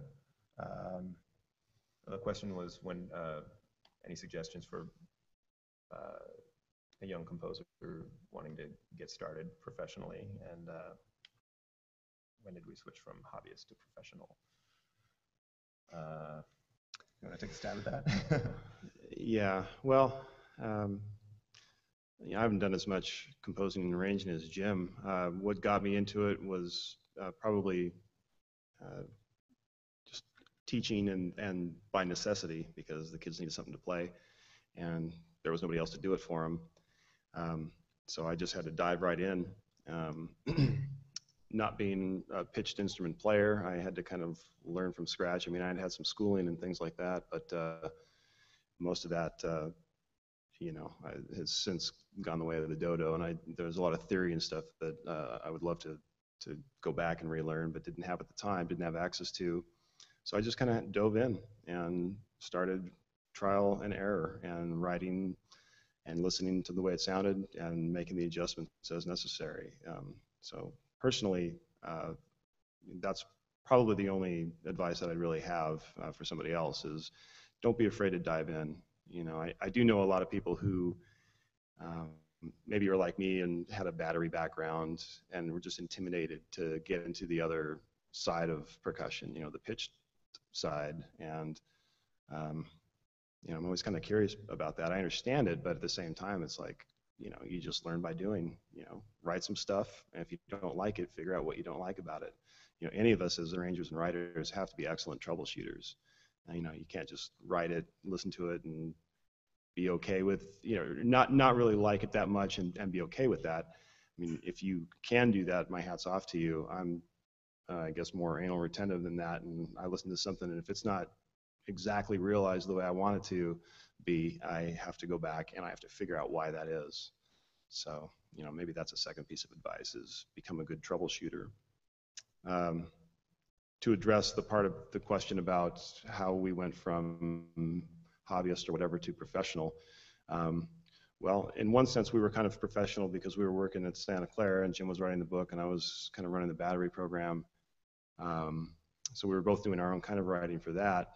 But we were roommates at the time, and Jim, I just remember sitting in the living room, and Jim walked in one day, and he's like, "Let's kind of think about starting a publishing company. You want to start a publishing company?" Sure. And that's how Tap Space, yeah, that was the scope and depth of the forethought that went into Tap Space Publications. That was our business plan. Yeah. We filed a fictitious business statement. We opened up an account. Jim got into some basic web design, and I think we had Quark Express at the time, and we had Finale, and we had a whole lot of ideas, and we had the support of the Vanguard at the time, and so that definitely helped. And that gave our initial products were all marching and drum corps based type of things, and we didn't get into the concert world for years to come, and we never had any intention of. At the time, we were just a couple of dumb kids who had a interesting idea, and we're like, okay, sure, let's go for it. We had pictures of my cat that we put in all our books. That was where we were at the time. Still there, yeah. Yeah, they're still in there if you dig out some of those early books. But yeah, it was something that was a complete hobby. The business itself was a hobby, being run out of our house basically, and started with just 2 books, and we had somewhat of a following through the drum corps thing, and that was very lucky. In retrospect, we're very grateful for that, because if we were completely unknown, nothing may have happened from there. But the fact that we had a drum corps identity, that gave us a little bit of a platform to stand on. So there's a little bit of demand for some of this stuff, and from there, the rest is a really much longer story. But it took probably about 4 or 5 years to become more of a full-time endeavor, and now we just can't really keep up. There's too much to do. We actually just hired our first full-time employee, so we have went from 2-person operation to a 3-person operation essentially, and in a small business world, that's kind of a big deal for us. So that's kind of big news in Tap Space land anyways. Yeah. So we got to behave like a real business now. Yeah. Hi, John, if you're listening. That's our employee. Yeah. You better be listening, John. I think as far as the composing question goes, I'm very similar to Murray. I think I learned how to do what I do by making a lot of mistakes, just figuring out what doesn't work. And luckily, I had the opportunity to do that with the drum corps thing, where you've got a group of people waiting to play your stuff as meticulously as they possibly can over the course of a summer. So that's a pretty cool way to hear your stuff played. I'm really grateful for what that gave me, because I was able to basically make a lot of mistakes, sadly at the expense of the group, who was like spending so much energy learning stuff and perfecting it, and then like figuring out like, oh, I think I overwrote that, and I'm gonna not do that. And that's just part of the process. And that's probably where I, kind of honed my writing chops as well. It's through drum corps. Even now, I wouldn't say like I make my sole living as a composer. I mean, I do okay, but it's kind of like, I think for a lot of musicians, you sort of have to fill the gaps with different things. Some people wait tables, some people write a little bit and they teach a little bit, or they play a little bit. That's kind of what I do. I write a little here and there. Sometimes it's for band stuff, or for percussion ensemble, or for a TV commercial, and then the Tap Space thing is like a big full-time job as well. But still, just to kind of like maintain, you have to get creative, and you have to work really hard. Sometimes to the point of like being a workaholic, it seems like. So that can be hard. You have to be pretty resilient. You have to be ready to work your butt off, because chances are, you know, you might not get paid a lot to write something if you're brand new at it, and you might have to kind of, you know, take a stab at just sort of, you know, working for either no money or low money to start out with, and if you can find people that'll play your music, that's golden right there. I mean, there's so many sample libraries that are just incredible that you can actually use to make your stuff sound great out of your computer, but I don't think that necessarily makes you a better composer. It can if you use those tools well, but if your goal is to get your music played by humans, try to get your music played by humans if you can, because there's no substitute for that. Even if they don't play it as cleanly as your computer plays it, it's still way better. And you also have to be willing to write every day. And this is advice I should give to myself, because sometimes when things get too busy, I don't do that. Or if I'm just in a different kind of a funk, I don't do that all the time. And it feels like when I don't do that, it's kind of like not exercising that muscle. Writers talk about that a lot, like novelists, you know, like whether or not you have a good idea, you still have to sit down in the chair and you still have to write every day and exercise that muscle so that you get better at it. And do that for a full year every day. Some good nuggets are going to come out of that when you're least expecting it. So yeah, work hard. That's really kind of the bottom line for, I think, all of this stuff. Anybody else? Along those same lines, you know, more nugget fixes for like marketing yourself. You know, once you do have things, like how do you increase your presence? That's a good question. The question was about increasing your presence and marketing yourself, and, you know, getting your stuff out there. I think these days, you know, you kind of have to have a website. I think that seems to be expected. If you're a freelancer, you know, people need to go somewhere to find you that, you know, isn't Facebook. Not everybody's on Facebook. I'd also say, like, just be genuine. I think there's a lot of people, especially these days, because everybody has a platform to talk themselves up. I think self-promoting is, I think it's kind of what a lot of this stuff is meant for, but it can also kind of make you look like kind of a jerk if you do it too much. And you've probably seen that before, you know, somebody that likes to kind of bang their own drum a lot, and I've probably done it too. But it's, you know, I think it's a fine line between, like, hey, I've got this cool new thing I'm doing, I want to share it with you, but, you know, maybe provide more than that as well. Like, maybe provide something that's helpful for people, something that's entertaining for people, something that's, you know, not just about promoting, because I think too much self-promotion just turns into a lot of noise. And I don't know, that's just my opinion on it. And when everybody starts doing it all at the same time, that's a lot of noise, and it's easy to want to kind of tune out. And it might be easy to get lost in the shuffle that way too. Whereas if you're thoughtful and real about the things that you are throwing out to the world, then I'd like to think that people take you a little more seriously. Yeah, the part that about what you were just saying that resonated most with me was the part about, you know, helping people. I mean, if you can, by whatever way, you know, present something that is helpful to other people, I think lots of good things come back from that. I think you can see examples of that anywhere you look, you know, with any successful business. You know, like a company like Apple, for instance, you know, there might be some Apple haters in the room. I don't know. It's so polarized these days, but, you know, you got to give it up to that company for doing what they did during their, you know, when Steve Jobs came back, and, you know, those products were just so helpful to people, to so many people. And, you know, I think that's where a lot of their success really came from. So. Yeah, another question from online.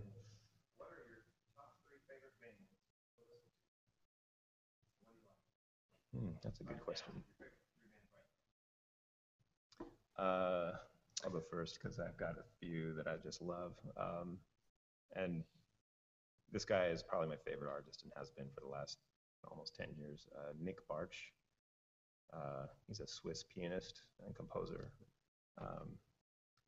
Just the coolest music. He has a band called Ronin, and they're on the ECM label. I'd just say buy all of his stuff. It's awesome. It's really groove based. It's kind of long and minimalistic, and it's funky and all kinds of good stuff. There's also a big band, kind of a concert big band that I like, whose leader is named Darcy James Arguay. Darcy James Arguay's Secret Society. Really interesting orchestrations and really interesting music. There's a lot of depth to it, in my opinion. And been listening to a lot of Snarky Puppy, like a lot of people lately. I love those guys. I'll stop there. I'll have to pull out my iTunes to remember a lot more. Rush, Dio, and Black Sabbath. Yeah. Actually, I do like all those bands quite a bit. Vinny Appice is one of my favorite drummers. I think he's like John Bonham and Stuart Copeland combined into one great metal drummer. There's a band that came to mind. Somebody else was asking the question earlier, and he stole one of my answers. Nick Barish is one of my favorites as well. But Ojos de Brujo, I'm butchering the pronunciation, Eyes of the Witch. They're a Spanish flamenco slash hip hop slash jazz slash funk group. It's just the beautifully produced. They're kind of a big ensemble. They have female vocalists and all types of cool rhythm section sounds, cajon players and drum set, and just some DJs scratching some stuff, and it's super cool. Ojos de Brujo.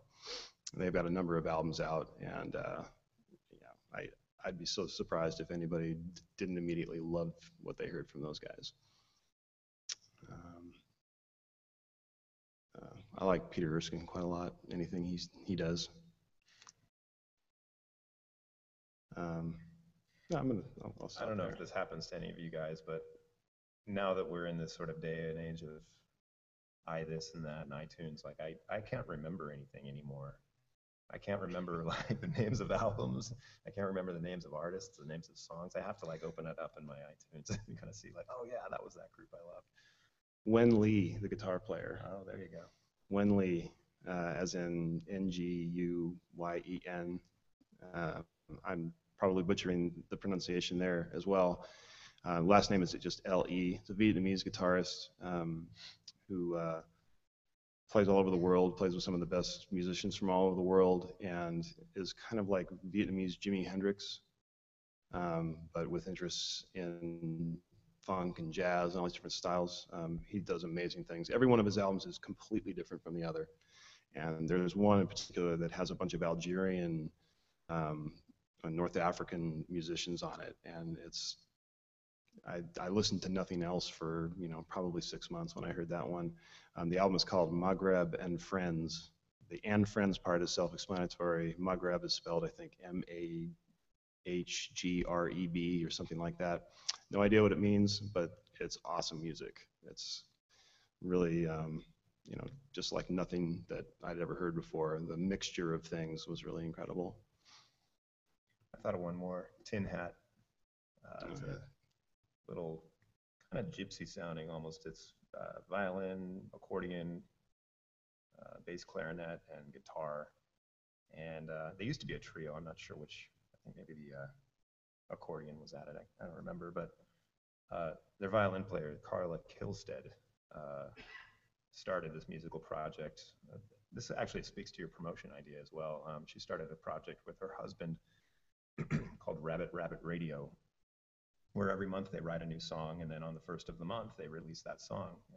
You have to be a subscriber to their website, and you can opt in at, I think $5 or something like that. And every month you get this new song that they've put together, and they put together their videos with it and photo streams and different lists of interesting things they're doing. But they're really creative people, and so sometimes they'll be really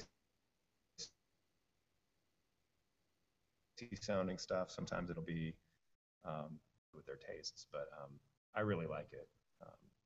But I got on board with them because I had seen Tin Hat when they came through Portland a few years ago and thought she was pretty awesome, and then kind of started following her on that project. But Tin Hat, you could probably find, you know, at least 3 or 4 albums that are full of some really great material, groovy and kind of chamber music sounding. Yeah.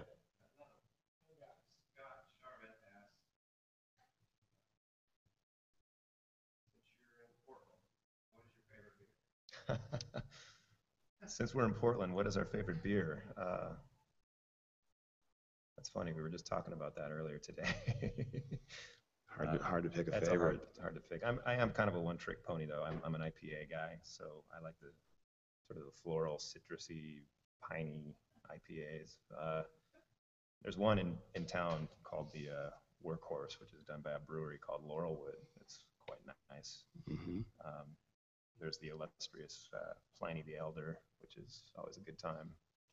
It's hard to find. That's from Russian River. That's what we were talking about earlier.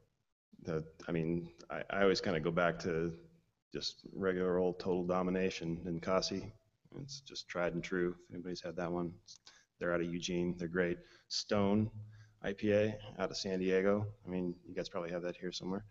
That's a great one. Stone Ruination. Pack a punch. Was that Scott that asked that? Well, we were talking earlier about, because we have a brewery right next door to our office.